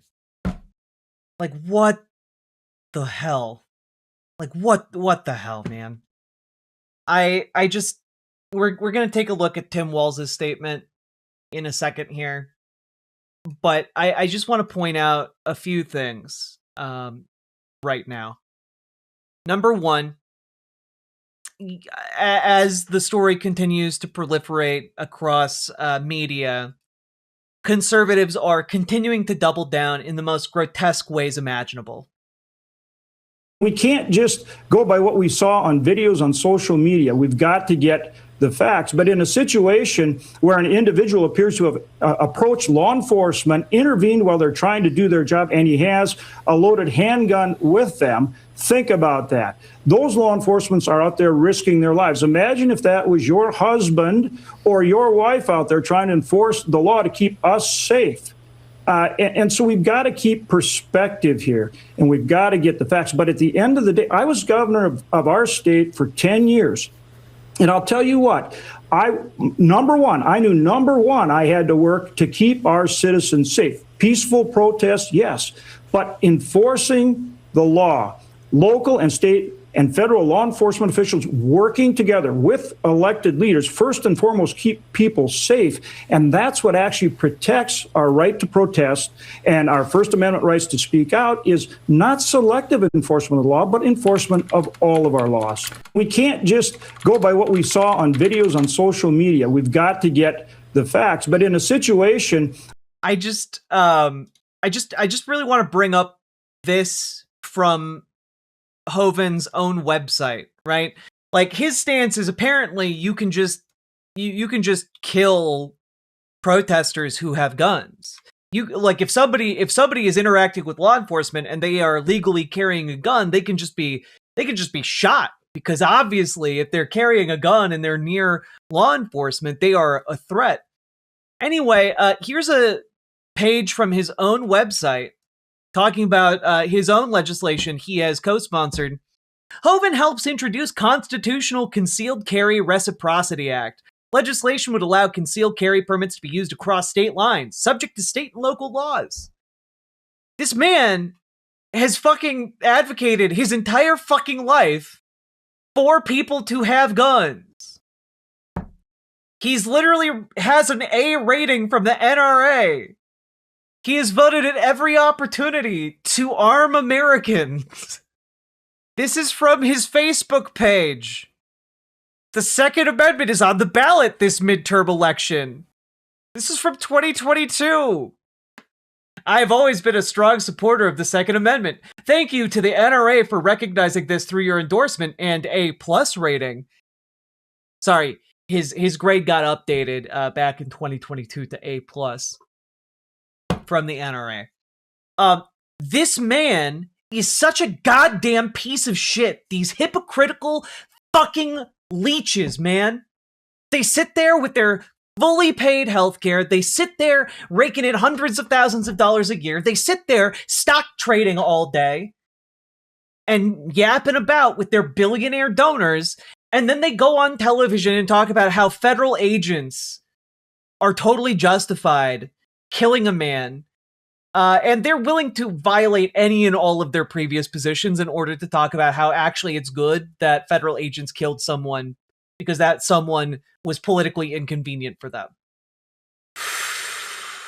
And I will say, folks, if you are feeling too heated by this, I understand. But we got to control our messaging right now, because unfortunately, the feds are looking for opportunities to use our speech against us. And you, as you've seen, they're willing to use that speech up to and including using it to kill you. So please be safe in what you are saying and communicating online. And also, I just want to say, fuck the Democratic establishment. Fuck them. Like, I'm so fucking sick of it. And I know that folks are like to clutch pearls about the Democratic Party, and I understand that. I have no illusions. When I say get involved in your local Democratic Party, I have no illusions that radicalizing your local Dems is going to be easy. I have no illusions that, like, you know, you're going to have to move some mountains there. But, like, guys, Democrats are also engaging in some absolutely shamelessly ghoulish behavior, specifically their fundraising apparatus. This went out today at 3:15. Alex Pretti is the limit. Governor Walz, end the operation. Stand with us. Donate $50 for 200% match. Donate to Democratic Youth Wave. They couldn't even fucking wait until the body was cold to start trying to fundraise off of this. Like, God. Democrats, get your fucking fundraising apparatuses in line. This is nuts. The consultant class that has sucked you dry is destroying faith in you guys. Like, yeah, they haven't even officially released his name yet. And I will say this, the outpouring of rage from Minnesota and across the country right now is sufficient that some of the most spineless Democrats in Congress are suddenly finding that, maybe the wind is blowing against ICE. So I present to you now Seth Moulton, everybody. What we just saw this morning on the streets of Minneapolis is another outright murder by federal officials. And let me just be clear. Those federal ICE officers are absolute cowards. I'm a Marine veteran standing here telling you to your face they are unprofessional, pathetic cowards. Because if a Marine, an 18-year-old Marine, did that in Iraq in the middle of a war zone, he would be court-martialed. Because it is murder. And you pathetic little cowards who have to wear face masks because you're so damn scared couldn't even effectively wrestle a guy to the ground, so you needed to shoot him. This is why ICE needs to be prosecuted. Yeah, I voted to defund it, but ICE, you need to be prosecuted. And Director Lyons, who's running ICE right now, I hope you're hearing this from this Marine to you. You guys are criminal thugs. You need to be held accountable to the law if you think you can enforce it. And you need to be prosecuted right now. For those of you who don't know who Seth Moulton is, he's maybe the most spineless Democrat we have in Congress. Like, he's one of those guys who goes with whatever seems to be popular at the moment. In the wake of Donald Trump's victory in the 2024 election, he was one of the foremost Democrats coming out and saying, we lost because of trans people. I don't want my daughter playing with boys in girls' sports. Like, he thought that the election hinged on like trans people. And so he immediately course corrected to try and like attack trans people. And then that turned out to be horribly, horribly unpopular. And so he shut the fuck up about it. And he voted last year. He talks about, I voted to defund ICE. Literally last year, he voted to fund it back in June. He voted to thank ICE for their service. So between June and now, he has suddenly switched from thanking ICE to calling for ICE to be prosecuted. And I do want to say, I know that this man is completely and utterly without a spine. I know that. I know that in my bones. It is a good sign of where public pressure is right now that he has changed course to start speaking out against ICE. Yes, it is a completely mercenary move on his part. Yes, like, he doesn't have any kind of like moral compass or anything like that. Yes, he's a terrible person, but it's good when terrible people start to align with you because of public pressure. That means the public pressure is gaining steam. It means we're winning, in a sense. Like, I don't want to like oversell it or anything. Like, obviously today's events are fucking horrible, but there is a chance that some kind of movement could come about because of this. I want to remind you all that right now, Democrats have less than a week in order to, Congress in the Senate has less than a week to get funding bills through for a variety of different aspects of the federal government. And one of those funding priorities is for DHS, for ICE. And this event happening today, this fucking execution that ICE pulled on the street, might be the catalyst we need for a government shutdown to actually happen. And frankly, the longer we can starve this government of money and resources, the better for all of us, in my opinion.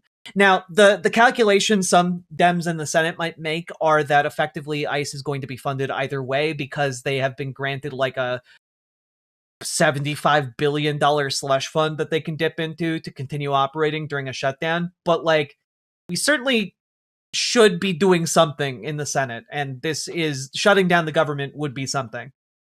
Yeah, like I do want to say they like to puff up their chests and they like to seem big and bad and powerful, but like they are only able to do that because they're fairly certain no one in the community is going to retaliate, you know? At our city council in San Antonio last night, 97 city citizens showed up and demanded that SAPD stop working with ICE like BCSO. Hell yeah. The city council voted to direct the mayor to issue that order. Oh, fuck yeah. Uncle Simric. That's what I'm talking about. Thank you for the $10 super chat and the update. That's what I'm talking about, guys. You need to start showing up. You need to start organizing. It is incredible what even a small group of dedicated people can do in a community, locally. Get to work, folks. It is not an impossible task to move people politically on the local level. It is not impossible. It might seem impossible because you are used to seeing, politicians distant in Washington, D.C. On the local level, they are accessible to you, and they are much more prone to buckling to pressure. Also, GamerG says to Mr. Pibb and their friend to reach out to GamerG because we have here a community group of folks who are in DSA working together and sharing strategies. So join the Riverboat Jack Shimp Caucus today, okay? We're trying to do some cool shit in DSA. Boston mayor has said BPD isn't allowed to help ICE with deportations, something decent at least. Yeah, that needs to happen like in towns and cities, big and small. Has to happen in every corner. I'm going to start helping out here since the shooting was 3 blocks from me. I went down to see what was going on just after it. I'm so mad right now. Lady Addis, I'm fucking right there with you. I'm so incandescently angry. Zarina Chess, thank you for showing up for the community. It means a lot. It means a lot. Honestly, I think people should set up observation points around any ICE building and taking photographs of anyone entering or leaving before they put their masks on. Snoogan, I think that's a great idea. Unironically. The fact that we've got Seth Moulton shifting on ICE is something, I guess. Let's take a look at Governor Wall's address. Any other questions for me?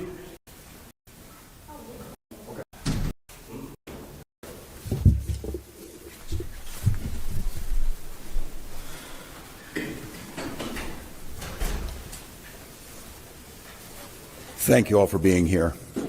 I'll have a short statement, then I'll turn it over to Department of Public Safety Commissioner Bob Jacobson to update the situation, joined here by Hennepin County Sheriff Witt. Wait, where does the idea that Jews aren't white come from? It comes from racists.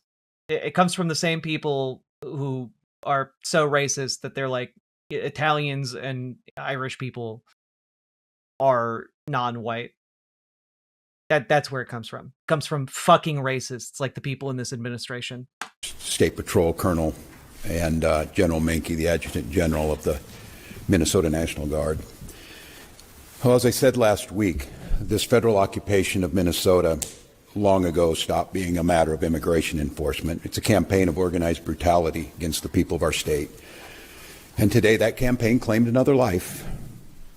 I've seen the videos from several angles, and it's sickening. But I have a strong statement here for our federal government. Minnesota's justice system will have the last word on this. It must have the last word. As I told the White House in no uncertain terms this morning, the federal government cannot be trusted to lead this investigation.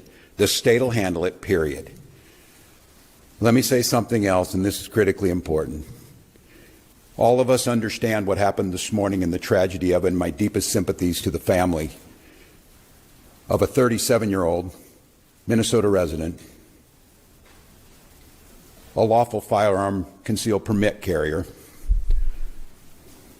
something that I've been lectured to by Republicans for decades, that is not only your right, it's your duty.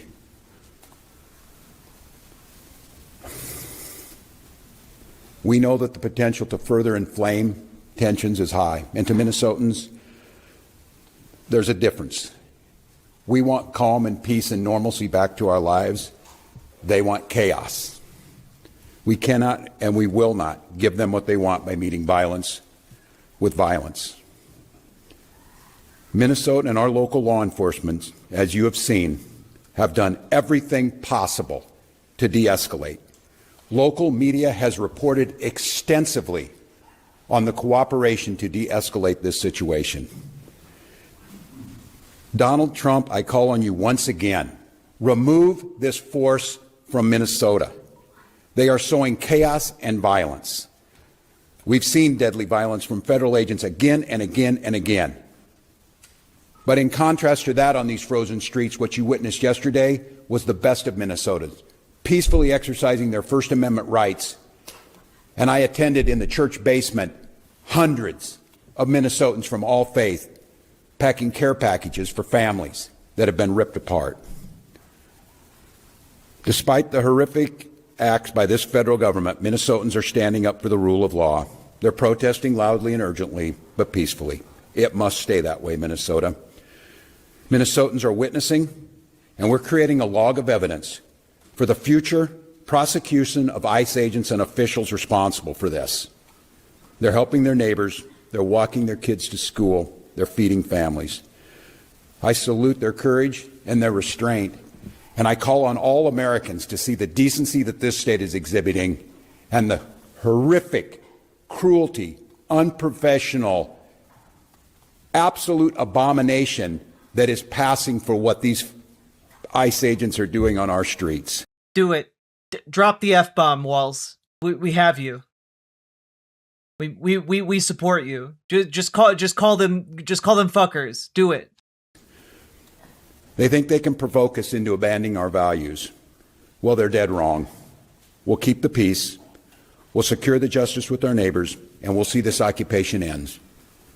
Minnesotans and Minnesota law enforcement that continuously is being denigrated by this administration will continue to be the adults in the room, the professionals in the room, the decent human beings in the room that will keep the peace.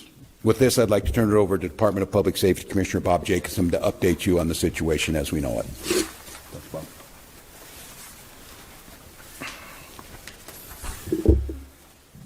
Thank you, Governor. I'm Bob Jacobson, Commissioner of Public Safety for the Department of Public Safety, and again, it's my honor to serve in that position. A man was shot and killed this morning in Minneapolis. I want to pause and remember what cannot get lost in this moment. A man died. His family and friends are feeling unimaginable heartbreak and trauma. And I know Minnesotans and I know our community will rally around this man's family and friends to support him. I also understand clearly that people are upset. They're scared, they're confused, and I want to assure you that this state's public safety officials and our local law enforcement partners are doing everything in our power to get answers, to help return a sense of normalcy back to our communities. You have the right to demonstrate peacefully. We recognize that demonstrations are often driven by strong emotions, beliefs, and a desire to be heard. But please, please remain peaceful. And I want to say it again because it is important and it is critical. Peacefully demonstrate. By doing so, you help local authorities to get answers. You help us to do our investigations. By remaining peaceful, you help ensure nobody else may be killed or injured. The thousands and thousands of people who gathered yesterday in Minneapolis proved that Minnesotans can make their voices heard peacefully, and they can do so without violence, and they can do so without destruction. And state resources are available and ready to support our local law enforcement partners as requested. And those resources include the Minnesota State Patrol, the Bureau of Criminal Apprehension, and the Minnesota National Guard. With that, we'll stand for questions. Kendra with Carolyn, Governor, you made this request before. Is there any reason to believe that it will be answered differently? have you had any conversations with the president, with the federal government, and is there any indication that they are going to pull out or back down? Well, I spoke twice this morning, shortly after I received the call of this shooting. I spoke with the President's Chief of Staff, and first request was to get her people out of there, to get these federal agents out of there. They were going to cause more chaos. And second call is, with no uncertain terms, that we will investigate this. We will not be stonewalled. What we've already seen, and you saw it this morning, before any investigation is done, you have the most powerful people in the federal government spinning stories and putting up pictures, and unrelated people who we don't know anything about, and a picture of a firearm to try and spin a narrative. And I ask Americans, this will end when enough Americans say this will end. Do I have any confidence Donald Trump will do the right thing? No, I don't have a lot of confidence Donald Trump will do the right thing. I mean, it's nice that at least you're going to say that. It's nice that at least you say that he's going to, like, fuck around, right? Like, well, what are you going to do in response? Like, if you know he's just going to fuck around, and your call is just, well, don't do anything. Don't do anything, guys. But also, I'm not going to do anything. Like, folks, like, I understand. It's great that you talked to Donald Trump. It's great that you talked to Pam Bondi. It's great that you told them what we want them to do. But if you know that they're not going to do that, what else are you doing? Like, what else are you doing? You need to do something. I do have a lot of confidence that the majority of the American people will do the right thing. And I think there cannot be very many people across this country looking right now, after all the reporting that's been done, after everything that's been said, under the pretense that they are here about immigration reform, and quit referring to these people as law enforcement. They are not law enforcement. We have law enforcement who do an incredible job. And to listen to... Also, just folks, as a reminder, chill down. Like, chill out a little bit, especially towards folks who act as mods in this community. Like, they're doing their best, but they're also really fucking mad too. So, like, just chill. Please, for the love of God. Greg Bovino denigrate the work of our people who are out there cleaning up their mess. No, I don't have a lot of confidence that he himself will do it. But here's what I do have confidence in. There's a whole lot of Republicans, for whatever reason, cannot find their spine. But they might find the ability to know that they're not going to win another election as long as they live, unless they stand up for what's right, and stand up for the rule of law, and stand up for human decency, and that's the moment. So then, just a follow-up, because then if that is not the case, what are the people of Minnesota supposed to do who are in the middle right now? Because Thank you. Thank you. Thank you. Thank you for asking a great question. What are people who are here supposed to do? Like, just fucking get killed? Just, like, roll over? Just assume that ICE agents could kill them at any time for any reason? Fuck! if they Yeah. stonewall and Yeah.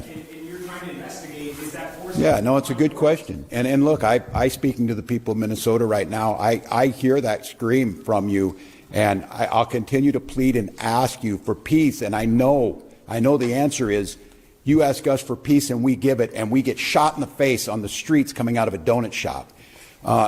Yep. We cannot give them what they want. I don't know how to say this in so many terms to watch the madness that we've witnessed over this last week coming out of the White House and what it's doing here. My confidence is, and I say it to Minnesotans, as I've said, exercise your First Amendment rights, speak out, bear witness and document legally. But I understand the risk in that. And I understand the courage that it takes to have people out there doing this. Thank God we have video. Because according to DHS, these 7 heroic guys took an onslaught of a battalion against them or something. It's nonsense, people. It is nonsense, and it's lies. So my confidence is this, Minnesotans. You know who you are, and you demonstrate it. Like, I understand he's also in, like, a very tough situation because he's trying to prevent the Insurrection Act from going into effect. and he's trying to make sure this lawless administration doesn't suddenly decide to be even more lawless, potentially flooding the state with actual troops that will occupy it. And like, I understand that he himself is in a bad position here, but also like, you got to figure something out, man. Like, as a leader, you got to figure something out. Every single day, and we damn sure know who these people are. The American public knows, and this needs to be the event that says enough. Go ahead. No, I'm up front.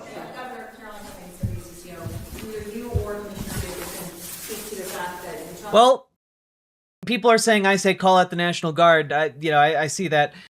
He has activated the National Guard, though they are going to be acting alongside local police. So I guess on the one hand, it's good that the President of the United States now can't activate the National Guard.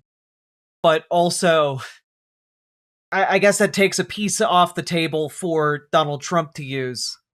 Because I believe if a governor has already activated the National Guard, the president can't then come in and activate the National Guard.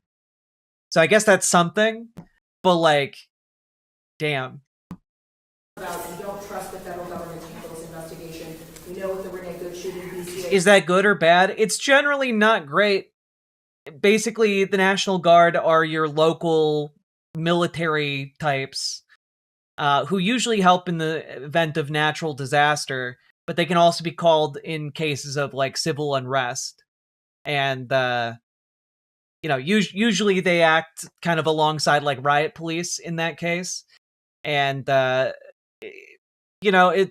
I guess it remains to be seen how they're going to be used. But I wouldn't hold my breath for it to be positive. They said that they were blocked from accessing evidence. Has there been any suggestion that BCA is not allowed to do this investigation? Do you have officers on the ground doing the investigation right now? The question was related to whether or not the BCA is on the ground currently with the investigation, and a reference to previous investigations that the BCA have attempted to be a part of. What I'll tell you right now is that we no longer have BCA agents or public safety, state patrol, or Minneapolis on the ground at that crime scene. Is that an instruction by the federal government, or did you pull your agents out? What I will tell you, and not to get further into the investigation, but DHS pulled out of the scene, leaving that to Minnesota State Patrol, Minneapolis. We did not have enough resources to be able to hold that ground safely, and we had to leave that scene. Though I guess the president could still overrule like the activation of the National Guard if he uses the Insurrection Act. But like, because of the number of people that were available and the safety of those in the public and the safety of our teams. We were able to get there, but at that time we were not able to hold that scene to do a crime scene investigation. I can't talk any more about those details. Well, yes, no, I am Melody Queen. I know that the president can activate the National Guard, right? I just don't know generally if the president unilaterally can overrule a governor's activation of the National Guard unless they use the Insurrection Act. But this is uncharted territory. If not either DHS nor state officials right now. We'll have more on that, but the BCA is engaged and involved, and we are working at the request of the Minneapolis Police Department on the scene and in this investigation. So we are there, we're available. We want to make sure that we continue to work on this. Yeah, yes, a lot of you are talking about the federalization of National Guards, but there's a difference when the National Guard is already activated. I'm trying to articulate myself, and I'm struggling, so I apologize for my frustration here. My understanding is that if the National Guard is already activated by a governor, it's hard for the president to activate them unless they overrule in extenuating circumstances. Like, I understand that the president can activate and call up the National Guard. The question is, what is the process when the National Guard is already activated. Like, during integration, I don't think the National Guard was activated by the states when the president then activated and federalized them. Yes, and engage with our federal law enforcement. The discrepancy is what we call a constitutional crisis. Bingo. But at this point, we don't have anything more to share about the crime scene. Again, we were not able to hold it. We wanted to make sure and keep people safe, but federal law enforcement left the scene and left us there. Governor Ernesto, with the New York Times, have you activated the National Guard? I noted that Sheriff Witt has requested for additional assistance. Can you tell us whether they're going to be playing a role in keeping? Yes, the answer is yes, we have, as we said last week, and we staged those troops. I'll have General Menke talk about where they're at, and again, use this as an opportunity to stress to Minnesota. Okay, the process of federalizing the National Guard overrides governor activation? Gotcha. Minnesotans,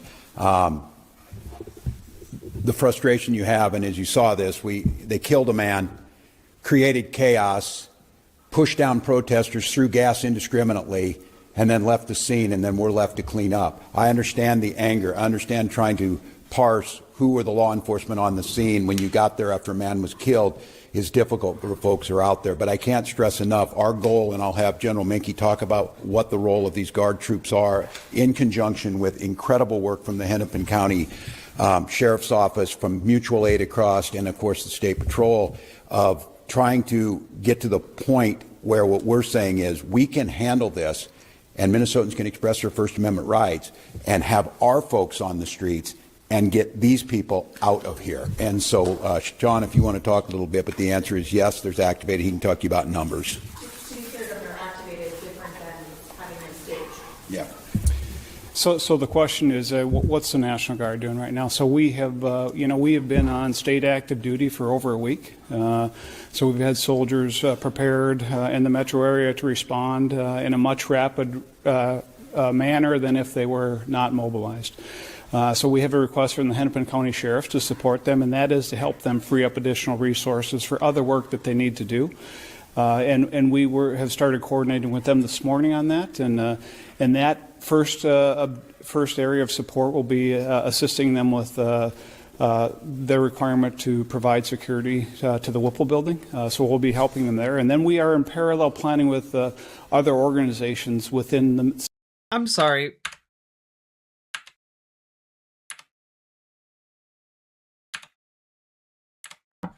Manner than if they were not mobilized.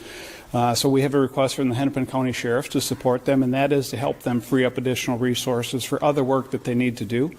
And we have started coordinating with them this morning on that, and that first area of support will be assisting them with their requirement to provide security to the Whipple building. Cool.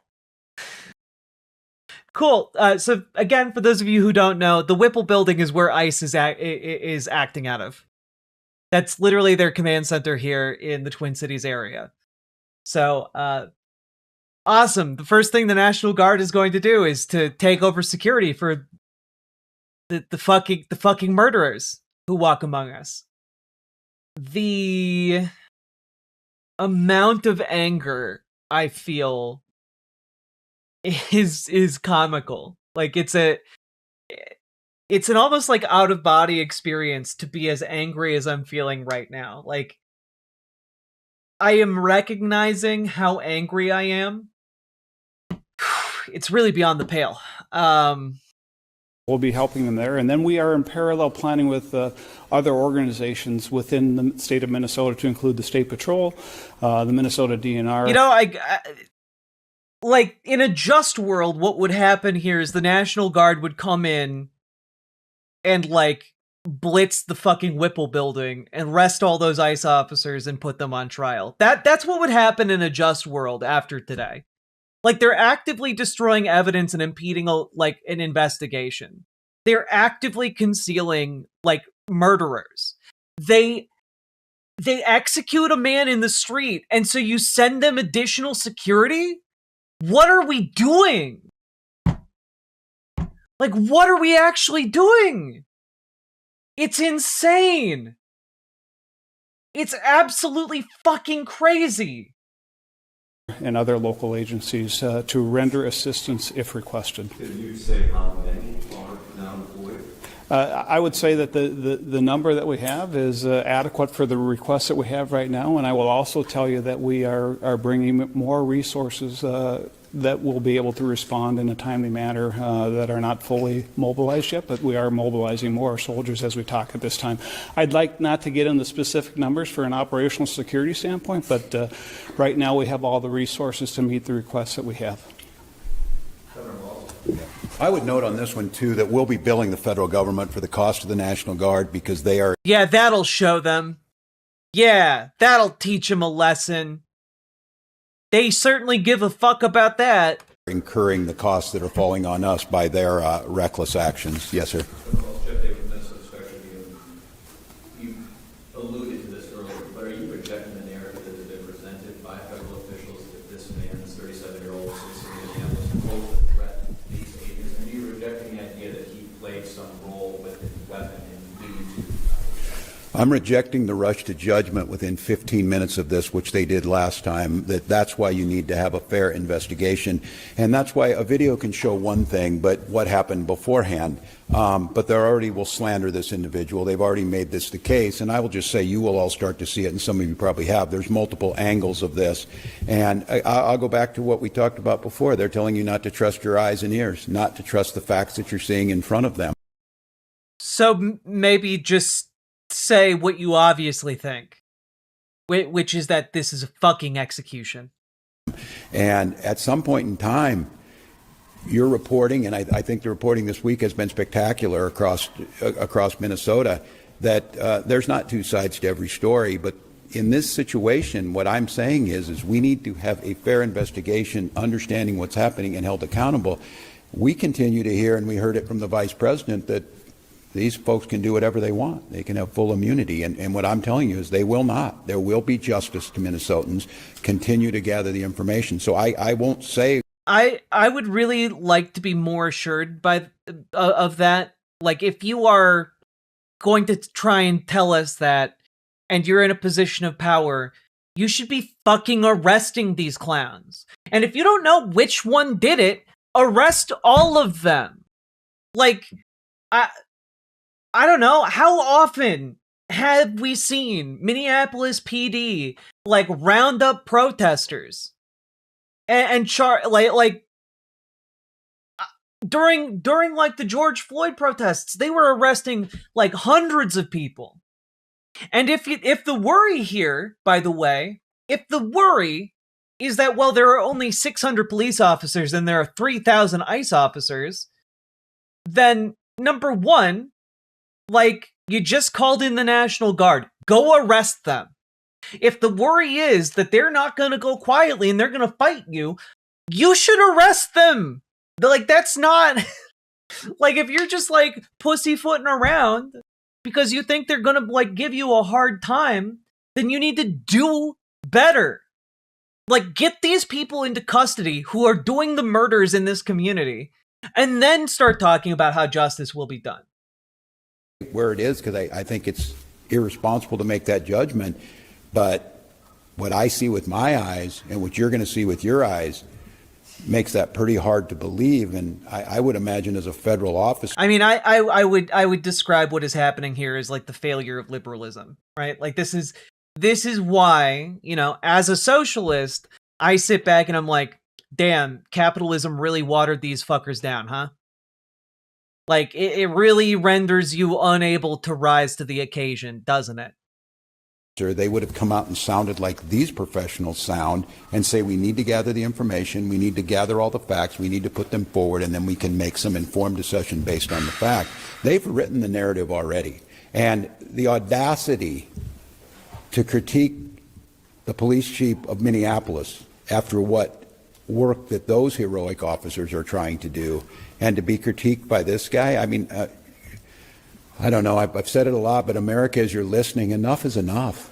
Enough is enough of this. End this. End this. And we see them moving to Maine. If you're in Boston, you're in Chicago, you're in Philly, you're in Miami, it doesn't matter. We can't live like this. Our children are in trauma. A 5-year-old, you saw the picture, the bunny hat and the Spider-Man. Is there not like some narrative to throw around, to parade around in some coat you had made and act like you're a tough guy or whatever? These are people's lives, and we have rule of law. So I'll let the investigation play itself out. We will do our best to find it, but I don't know, you kill a man and then you just leave your law enforcement, you just leave him. Is there a single case in American history where you just like walk away and say, I guess that just happened and we're not going to clean up our mess? I'm proud of Minnesotans. I'm proud of law enforcement here and our partners, and we'll get to the bottom of it. I think we have time for another one. So, yes, ma'am.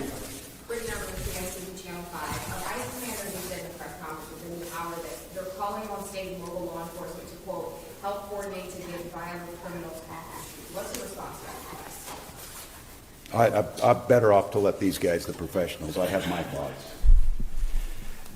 So the question was, what are we doing to assist federal law enforcement on getting violent criminals off the street, if I understand the question? Yes, Greg Levino said that in the press conference he was calling on state and local law enforcement. So what is your response to that? State and local law enforcement are always ready and willing and able to arrest violent offenders. We do not stand down from that, no matter where we get that information from. If there are violent offenders or violent criminals or violent crimes, we will investigate and we'll bring those to justice. If the federal government would like to work with us, to continue to work with us as they have in the past, to locate those violent offenders, we are always open to those discussions and always willing to assist. We do not ignore that. We are ready and able, and we do that. All of you, as part of the media, hear us arresting violent offenders. Yeah, we hear you arresting violent offenders all the time. So why aren't you arresting these ones? All the time. We have not stood down. That is our mission. The federal government is not alone in arresting violent offenders. State and local law enforcement does that every day at great risk to their life, at great risk to the community. We do it because we want a safe Minnesota, and the federal government is not the only one to do that. Thank you. Thank you. Thank you. Thank you. Thank you.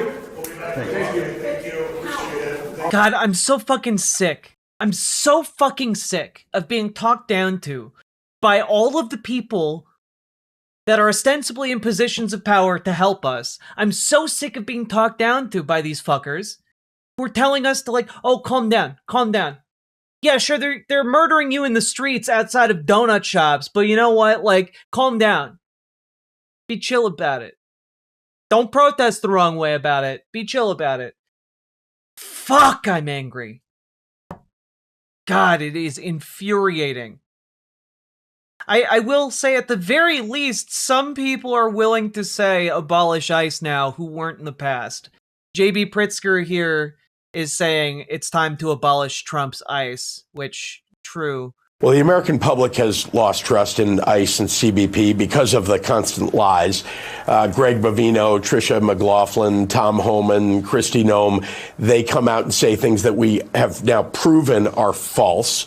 They accuse people of things, as they did in Chicago, and try to take them to court and criminalize something that they did when it turns out they didn't do it.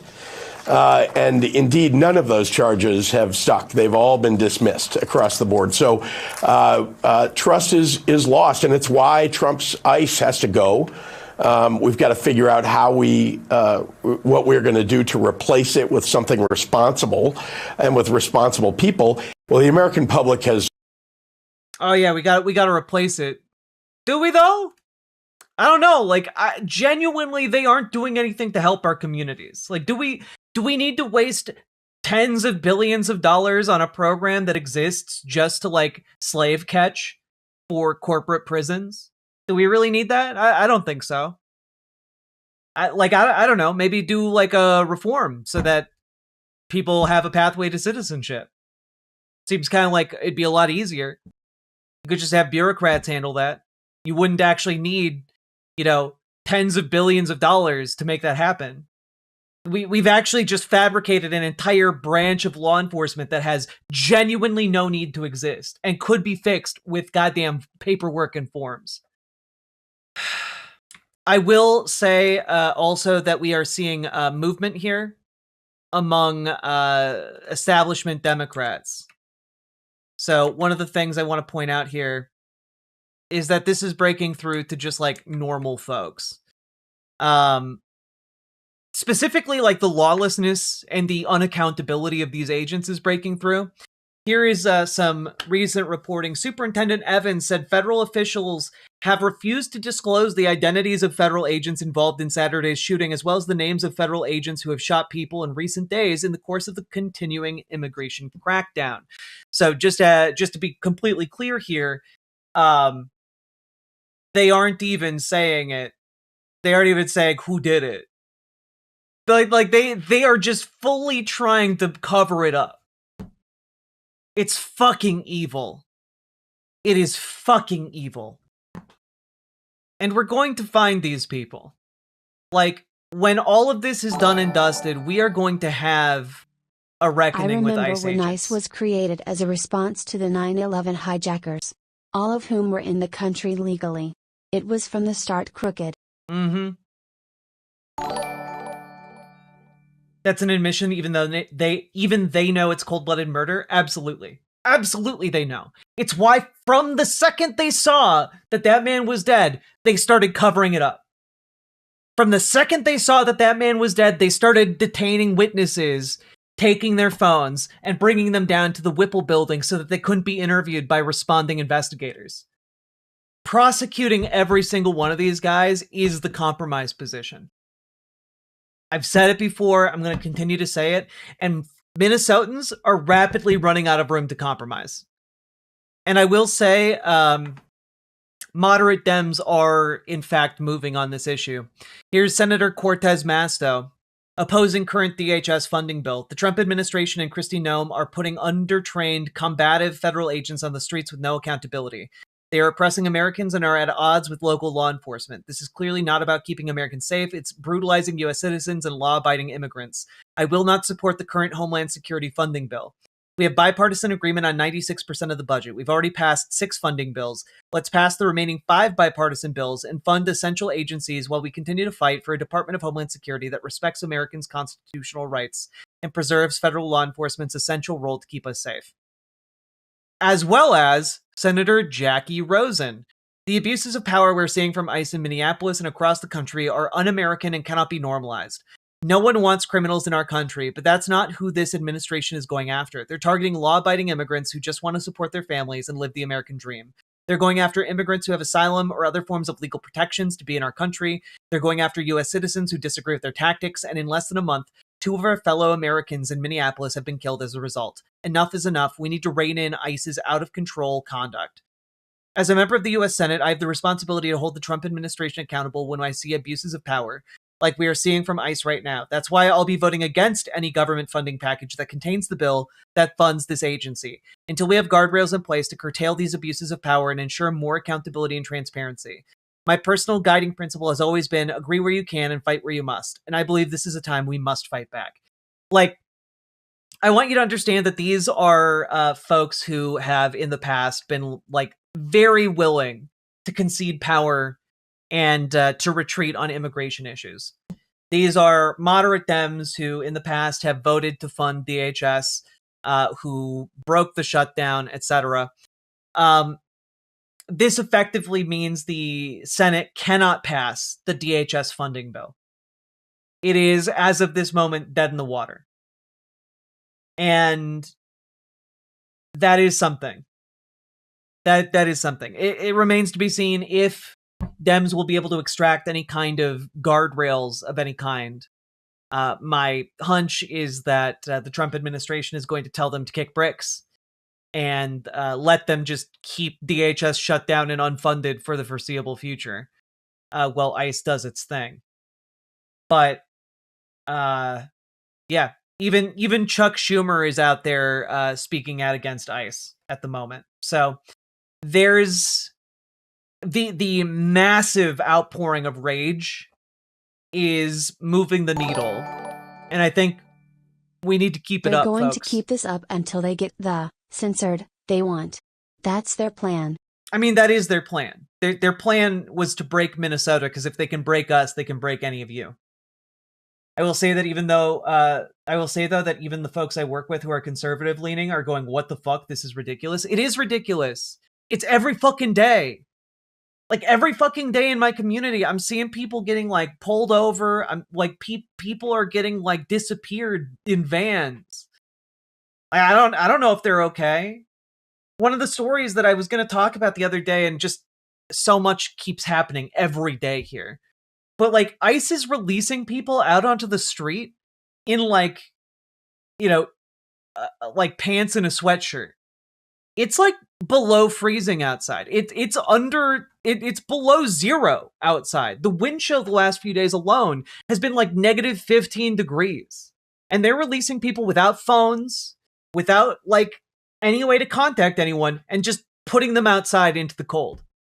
If there was not a dedicated activist network here to get those people home and to get them tools to communicate, like they would be freezing to death on the street.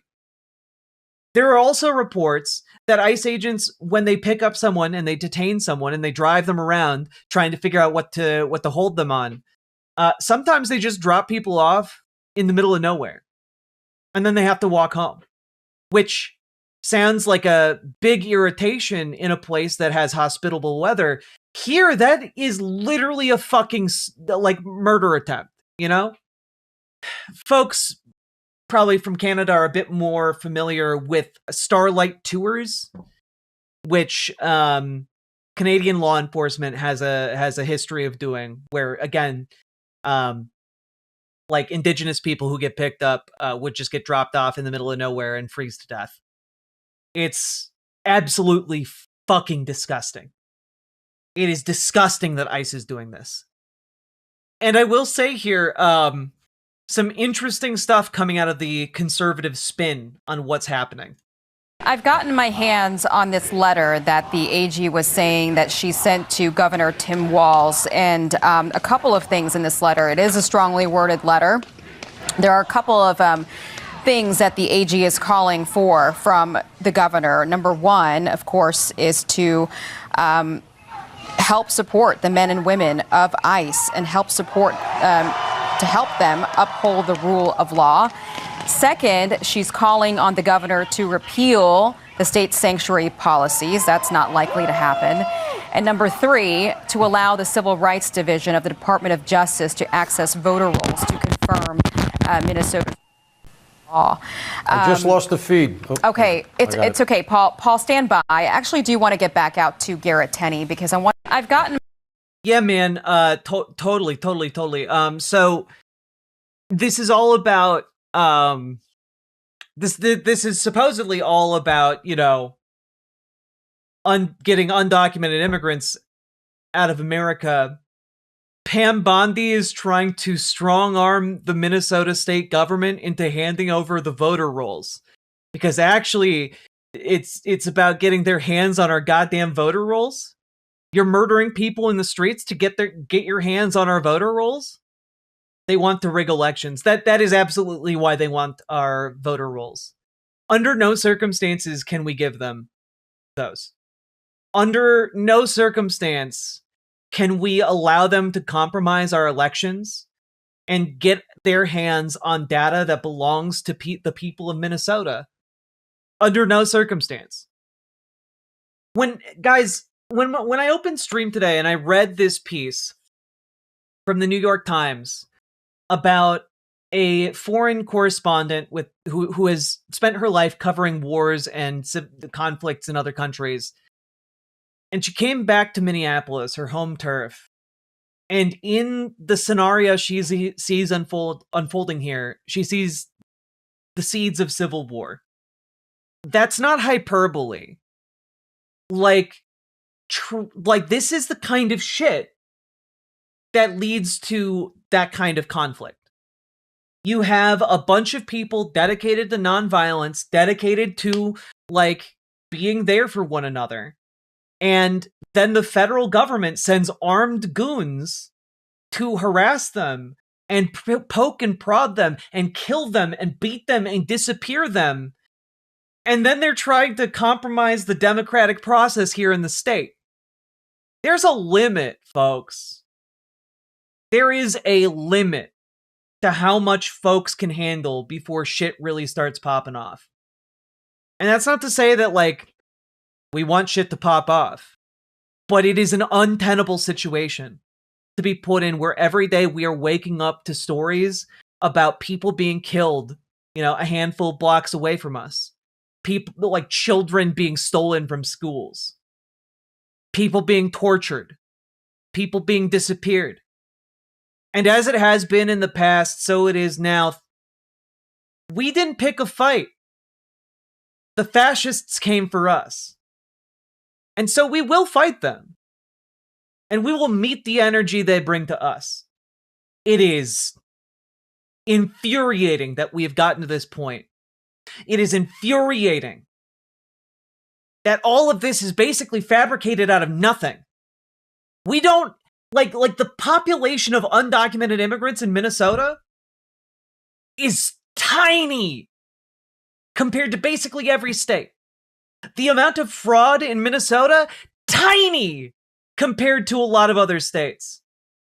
They came here because of a ginned up fucking dipshit video trying to allege that welfare fraud was happening in Minnesota. Business subsidy fraud was happening in Minnesota. But then they sent ICE agents here. Which doesn't make any sense, does it? When you think about it, because again, ICE agents don't investigate welfare fraud. That's not their job. They sent ICE agents here because that was an armed branch of the federal government that they could control, and they could extend their little tendrils all the way to Minnesota to try and exert power over us. They are deliberately seeking out a fight. And that is one of the reasons why it has been so important not to give them the thing that they want. Because they want it to serve their own ends. But at a certain point, the cruelty is the point. At a certain point, the violence is the point. At a certain point, folks cannot simply take this kind of targeted violence, this kind of targeted cruelty, this kind of torture on a daily basis. Something's got to give. And I don't know if today is the day things are going to give, but I do know today got us a lot closer to that point. Will you watch Kristi Noem talk? I'm not going to watch her full talk, but I do have a clip of her prepped here for about 30 seconds, which is about as long as anyone should ever be subjected to Kristi Noem. Once again, I want to remind everybody that this situation and this tragedy did not have to happen. You're right. That's so true, Queen. Wow. Kristi Noem making such a great point. This situation and tragedy didn't have to happen. Those ICE agents didn't have to like grab a man and beat him senseless on the ground and then shoot him like 24 times. You're right. That didn't have to happen. We didn't have to watch a video of a man putting his body between ICE and a woman that they had just assaulted. We didn't have to watch him get executed. That's so true, Queen. Thank you. Thank you for saying that. Don't say more. Don't say more. You're nailing it. Our law enforcement are doing everything that they can to protect the public. We're praying. Yeah, that's why you're going to have an honest investigation into this, right? For this deceased loved one's family and friends, but we also recognize that the Minnesota governor and the Minneapolis mayor need to take a long, hard look in the mirror. They need to evaluate their rhetoric, their conversations.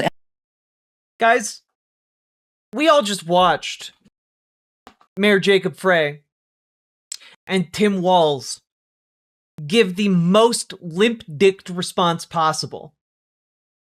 And in response, the Trump administration, the people who've sent armed federal agents here to kill us, the people who put these 8 fucking goons on the street to beat a man and execute him in broad daylight, they're saying, you guys putting out that milquetoast rhetoric, that's why that guy got killed. Fuck you. Fuck you. Respectfully. And their encouragement of such violence against our citizens and our law enforcement officers. And once again, I want to remind everybody. I'm sorry, and no honest observer could interpret anything that Tim Walz said or anything that Jacob Frey said as encouraging violence against federal officers. It is exactly the opposite. Yeah, they are just lying to our faces. This is like genuinely like don't believe your eyes and ears bullshit. It is fascism. Here's an overhead look at the protests still ongoing.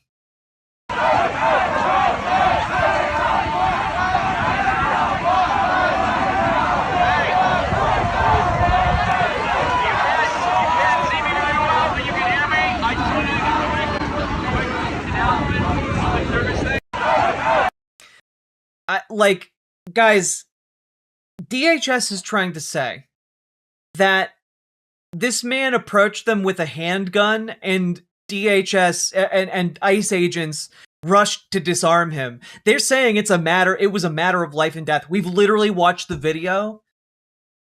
He approaches them with his phone out. At no point in in any of the videos does he draw a gun. After ICE takes a gun out of his holster, they shoot him like 24 times. I was watching earlier as a man was screaming, "I'm an American citizen. I've done nothing wrong. You're gonna have to kill me because I've done nothing wrong." Then they sprayed his face. 8 to 14 agents were holding this man down as he screamed, and then they stopped him from screaming by pepper spraying him. Wired is reporting that a federal judge has officially ruled against ICE doing warrantless raids. Again, reaffirming that they need, in fact, a judicial warrant to break into people's homes. As if they care what a judge says. Yeah, but it does matter. Like, understand that as this increases, being able to point at something like that and assert that they are on the wrong side of things does matter. Because obviously we know that, but having an official, like, judicial ruling against them does matter. You know? Having that in the record matters, especially going forward into the future. It's cold fucking comfort, though, today. I will say, however, the people of Minnesota are strong, and we're going to continue to fight these bastards. Here's a 70-year-old man here in Minneapolis. No! Fuck you! Stop! Look out! Damn! Just chill. Okay. I'm fine. I didn't breathe anything. I'm just angry. I'm 7 years old. Fucking angry. Oh, fuck off.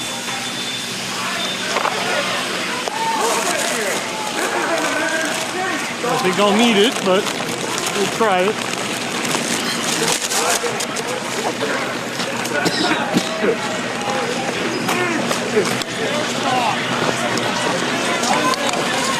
Wow. What a scene in an American city in 2026 in Minneapolis. No! Just walks off into the gas. Like, I think we're all that man today, folks. I'm so fucking angry. Thank you for keeping us informed on what's going on. It's really hard to keep it together today, folks. The tools of imperialism are all here at home. Yeah, we need to fucking break them here. I wanted to go over this Don Moynihan article titled Past the Breaking Point, which was written today. Or yesterday, rather. The violent occupation of an American city is more than a warning. We use the words like police state, then we see it happen. To watch is not the same as to experience it, of course. Of being afraid to leave your house, of having a classmate, a coworker, or family member disappear. But the images make it more real. It removes any illusion that it could not happen here. It is happening here. We see it happening here if we are willing to look. In recent weeks, the paramilitary occupation of the Twin Cities has moved us past some invisible breaking points about how we expect our government to treat us, and about what might be done about the government agencies that fail those expectations. Let's step back. The primary purpose of this occupation is the selective use of government power to establish federal dominance over blue states or cities that President Trump dislikes. That's it. Trump thinks Minnesota is the enemy, and so he unleashed an armed and masked paramilitary upon its people. There is no serious case that this is about the number of immigrants or some level of violent crime not seen elsewhere. It is about the Department of Homeland Security in the form of Immigration and Customs Enforcement and Customs and Border Patrol developing their skills as the president's stormtroopers. It is about making an example of the community. We are watching ICE and CBP train to become unaccountable. And like, I just have to say, I keep coming back to that quote I read you guys from earlier that was uttered on Ali Velshi's live coverage of what was happening. And again, if any of you can find the quote live, I would love that. Of the ICE agent saying, can I find it? Yeah. Quote, "It's like Call of Duty. Pretty cool, huh?" I keep coming back to that and putting it together with a lot of the other stuff that is happening. To them, this is a fucking game. They've had all accountability removed from them, all kind of oversight removed from them, and to them, brutalizing us, killing us, it's just a game. Because they believe that there will be no consequences for them personally. And these folks who are all getting recruited by ICE, they're all white nationalists. Let's not have any illusions about who's joining up with ICE these days. They're white nationalists. It's why ICE is recruiting using, and DHS broadly is recruiting using like white nationalist memes and symbols and music. And so the people who are being recruited are people who think this is a game and relish the opportunity specifically to brutalize people that they view as the enemy. You know, leftists, immigrants, gay people. They are doing this on purpose. And they saw that there was no accountability for, you know, the murder of Renee Good. So, to them today, why would they expect any accountability for murdering like a man who is an ICU nurse? Why would they expect that? They don't. To them, it's a game. To them, the bodies aren't real. The blood isn't real. It's all just a big game, a big LARP. But I want folks to know that we're not going to forget, and that somewhere there is documentation of who these guys are. Somewhere there's a name sitting in a ledger, and someone signs your checks. And that ledger, we're going to find it one day. And we're going to find out who got paid to do this. And then we are going to come and we are going to hold you to account in a court of law. I don't fucking care if this takes like the rest of my life. If I'm like 70 years old, I'm still going to be tracking these guys down. I'm still going to be trying to find them and bring them to justice for what they did. Because by the time we get through all of this, they're going to be having to move to other countries under different identities. Because all of their compatriots have had to stand in front of a jury of their peers and receive what they get. But I have to say, if they think that their lives are just going to be hunky-dory after this, if they think they're just going to be okay after joining the fucking American Gestapo, the fucking American slave catchers, the fucking American KKK with badges, nah. Nah. The people here are going to remember. You all are going to remember. Some remain reluctant to embrace the increasingly popular Abolish ICE movement. With better training and more accountability, they can do their job in a better way. Or so the reasoning goes. The experience of the Twin Cities shows us the ways that this line of thinking is delusional. Trump previously suggested that military troops could gain training experience in American cities. That is exactly what is happening with ICE and CBP. We are watching them evolve into their logical endpoint on the streets of the Twin Cities. They are learning tactics and practices that they will implement elsewhere. They are testing the limits of their power. That's, I mean, like, Don Moynihan wrote this yesterday, folks, but that has been so validated in the span of less than 24 hours since publication of this. 100 plus year olds are still getting convicted for being Nazis 70 plus years ago. Yep. And good. May they rot. And what are they learning? Experts on the formation of internal security services in authoritarian regimes point to a sense of impunity as a warning sign. Regime officials abuse their power when they know they will be protected and even praised for doing so. Over the course of weeks and months, we have seen images of DHS officials abusing American citizens and immigrants alike, including killing them. What we do not hear is regime officials calling for credible investigations into such abuses or even expressing any concerns. Renee Good's killer was announced innocent, and both Good and her wife was instead the subject of an investigation. A perversion of justice so obvious that an FBI agent and half a dozen career Department of Justice prosecutors assigned to Minnesota resigned. Once DHS agents see and hear the messages of support and know that accountability is not coming, they feel safe to do whatever they want. How else do we explain the willingness of agents who know they are being recorded to do things like directly fire chemical irritants into the face of a subdued individual? This was on the front page of the local newspaper, by the way. Or to fire munitions directly into the face of protesters, contrary to guidelines on how such non-lethal munitions are supposed to be used. One such protester was permanently blinded. After the death of Good, the lesson that immigration officials learned was that their actions would be defended, no matter how excessive. The only people to be arrested will be immigrants, citizens who might look like immigrants, thank you, Justice Kavanaugh. Yeah, the Kavanaugh stops. And protesters. They are the hunted. The immigration agents have been given a hunting license. Defenders of police abuses will sometimes talk about bad apples spoiling the barrel. This is the wrong metaphor for ICE and CBP. The barrel itself is rotten. The organizational structure and incentives within DHS are encouraging the abuse of power. DHS is recruiting on the promise of playing out white nationalist fantasies with impunity.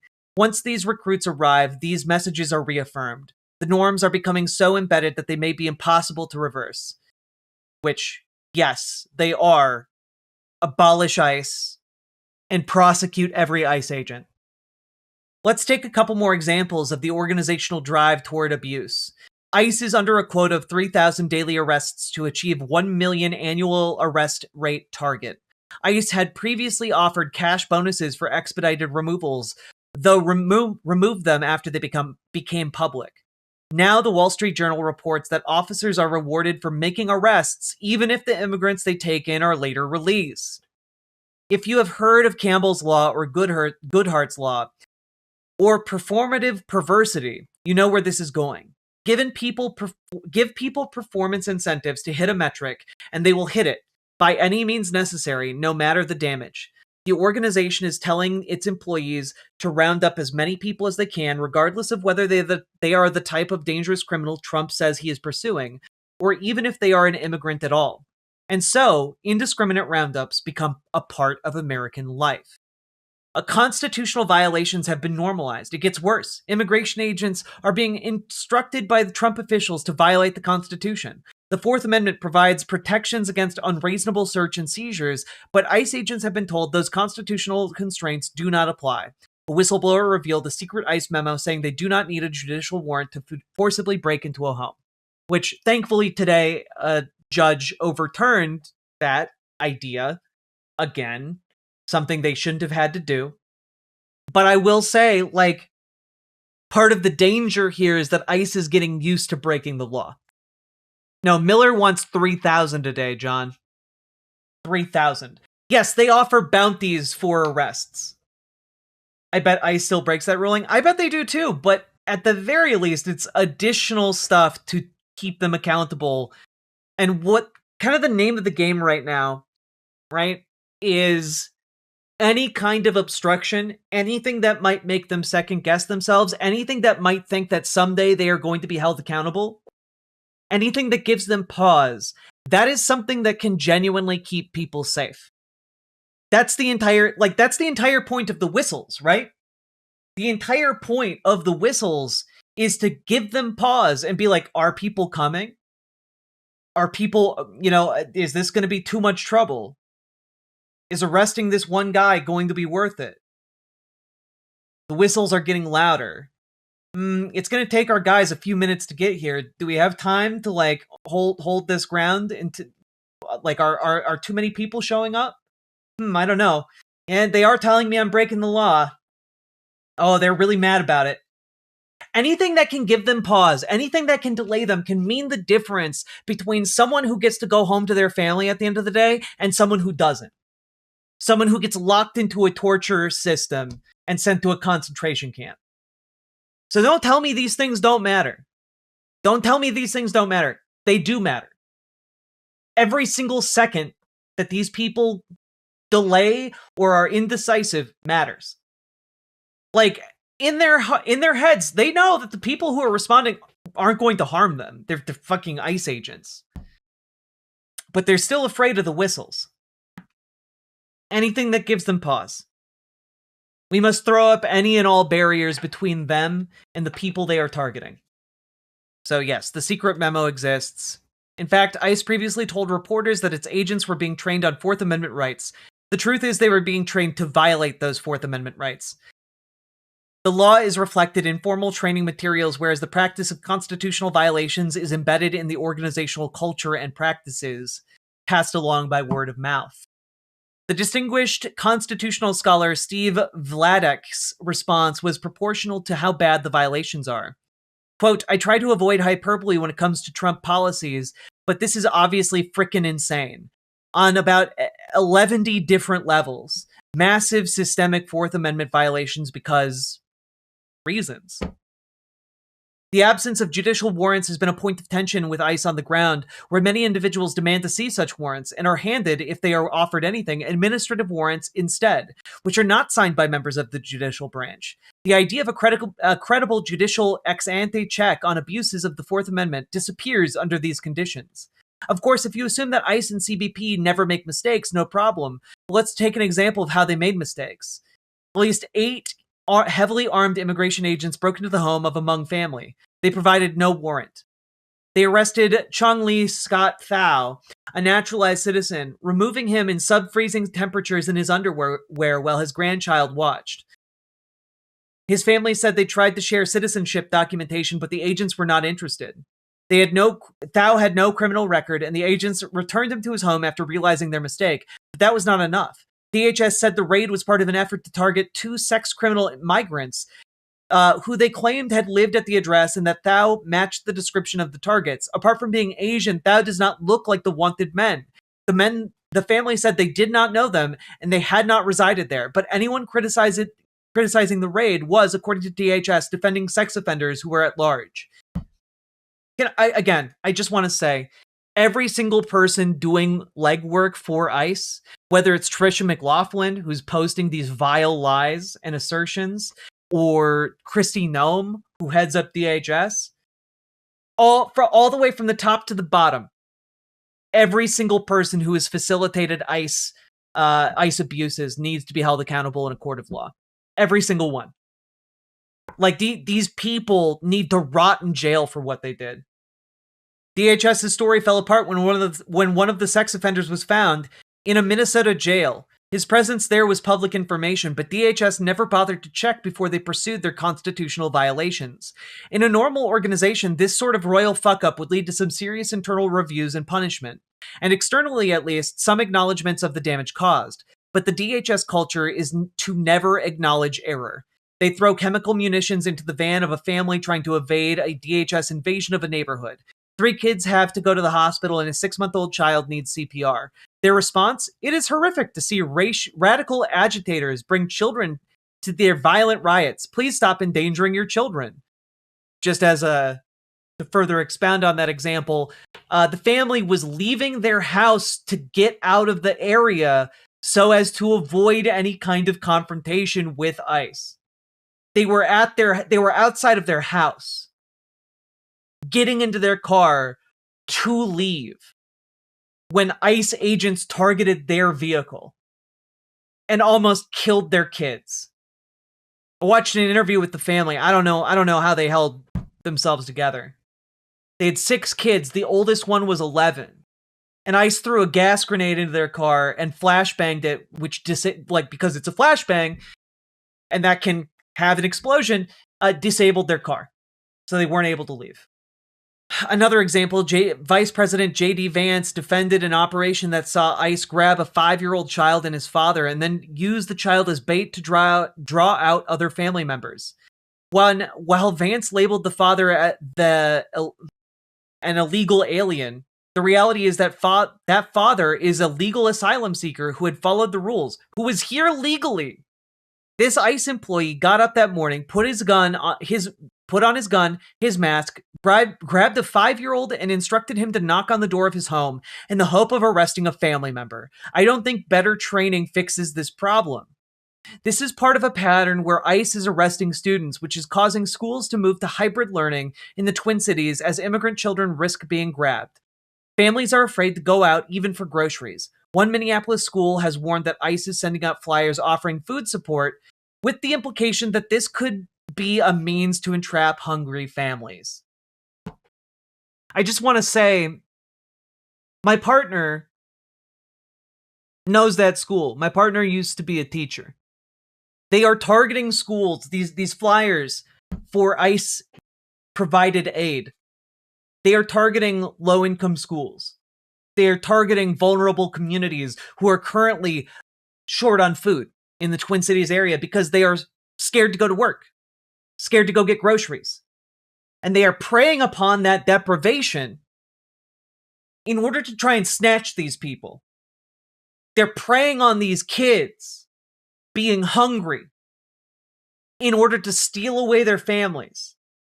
You do not have enough contempt for ICE agents. And I say that knowing you all have a lot of contempt for ICE agents. But these people need to rot in prison cells until the day they die. I'm just saying every single one of them is fucking facilitating this garbage. There is no good ICE agent. There is no, he's just a good family man, ICE agent. They left their homes and their families and came here so that they could kidnap babies. Literally, a 2-year-old girl got kidnapped the other day by ICE. Despite a judge's ruling saying that she had the right to be here. They leave their families to go and abduct other people's children. To go and brutalize other people who have darker skin than them.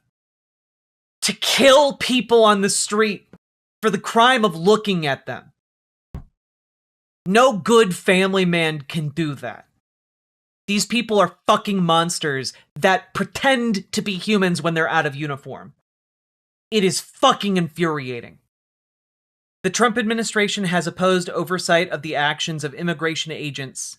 They refuse to give members of Congress access to their sites, which is likely illegal. It is absolutely illegal. They're trying to say, well, the funding didn't come from Congress, so Congress doesn't have oversight, teehee. Fucking asinine. Instead, they have issued subpoenas to state and local elected officials who have been critical of their work in Minnesota.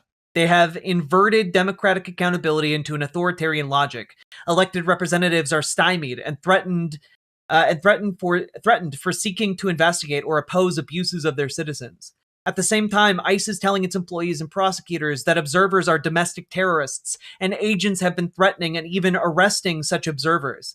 They also then use software that provides the identity of observers and telling them that the government knows who they are. Such access of privacy data are only supposed to occur in the context of a criminal investigation. There have been multiple reports of that ICE officials will drive past observers' homes to intimidate them, and not just in Minnesota. The agents, of course, are typically masked. They do not want to reveal their identity. The St. Paul couple followed with 8 SUVs filled with masked and armed men peeled out of a parking lot. After failing to shake the observers, the frustrated agents halted their caravan in the middle of traffic, surrounded the observers' cars, threatening them with arrest for impeding law enforcement. Agents took photos of Levy and other observers' license plates. Then a masked man walked up to Judy Levy's passenger side window. The agent said, "Hello, Judith. How are you today?" Judy Levy was shaken, but the couple followed when the federal agents' caravan started up again. That's when ICE vehicles turned onto Levy's street. They almost couldn't believe it. "Our street is off the beaten path. You don't go down our street to get to anywhere," Noah Levy said. "I'd be lying if I said it wasn't intimidating." Because they are trying to say, we're going to get you. They're trying to say, we know where you live. These are not good people, to put it lightly. I want to show you guys a video that the digital producer for Mother Jones happened to bear witness to while riding along with ICE observers just yesterday in Minneapolis. I have a legal right to observe. Agents have broken my window. We were commuting in South Minneapolis, the two of us and our two friends, and we're following behind two ICE vehicles along Lake Street. Out of vehicles again at 27th and Park. So today I talked along with this group of clergy who were doing a spiritual pilgrimage from George Floyd Square to Renee Good's memorial here in Minneapolis, Minnesota. When we returned to our landing spot, community members just immediately jumped into action, and we soon figured out why. A car pulled up, the window was completely smashed, and out came Clay, the observer you just saw. They were covered in glass, had blood on their face, and we learned later from another observer who was there that ICE had actually been tailing the clergy on this pilgrimage before they decided to turn their attention towards Clay. I was recording. We all were, the three of us. There were 2 cars in front of us, full of ICE agents. They all got out, surrounded the vehicle at first, but then all circled around to the driver's side. And knocked on the window, told us to roll down the window. And then less than 30 seconds after they came up to my car, one of the agents broke my driver's side window. Agents have broken my window. Reached in, unlocked my car door, opened the door, unbuckled my seatbelt. Several of them, there were maybe like 5 agents at my driver's side door, and they were grabbing me, tried to pull me out the car. I was holding onto my steering wheel and my partner next to me. I kept asserting that I wasn't breaking any laws. They told me I was obstructing justice. And we were all saying that we were legal observers, that we were not obstructing them, and just repeating that over and over and over again, asking them to let my partner go. We are U.S. citizens. We were not obstructing you. We are observers. We are legal observers. Eventually, there were several community members that showed up, both in the cars behind us and then from on foot. Eventually, there was enough people there yelling at the agents and whistling that they gave it up and got back in their car. You're okay. We're okay. I got busted face and glass in my mouth. We had just gotten off the bus from visiting the George Floyd and Renee Good memorials, and there was a person on the sidewalk who was just saying, "Do we have any medical professionals?" And the person who was assaulted, let's call it what it is, came in, had abrasions on their face, and thought that they might have had glass in their eye. Yeah, clearly traumatized by the whole situation. I knew what was happening in the cities, but I didn't know the extent of it. Mother Jones does great reporting, folks, so please check out the full I have a legal right. The full breadth of their reporting. It's quite good. And folks, I know it's going to seem woefully insufficient. The same way the same way when I say, like, organize locally, you know, do stuff locally, get involved. It seems woefully insufficient for the severity of our times, but we need to start building up these networks from scratch. We need to start using whatever leverage we have wherever we can. And to that end, folks, I'm going to ask you guys, call your senator. Yeah, call your senators, Leave them messages about how they need to rein in ICE. They need to vote no on the funding package for DHS, and they need to fucking fight to end the terrorism that ICE is visiting upon American cities. That's what you need to do. And I know,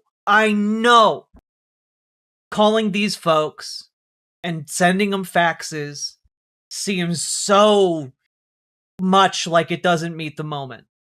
Because it doesn't.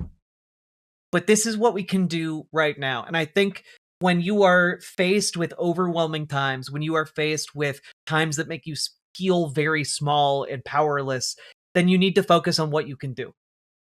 Okay? You need to focus on what you can do. And what you each can do is you can join your local Dems, you can join your local DSA, you can join whatever local group you have available to you. You can go to your city council meeting. You can put pressure on your local officials to stop and cut off any and all cooperation with ICE. You can call your elected officials in Washington, D.C. Get them to oppose ICE. Get them to cut off funding for ICE.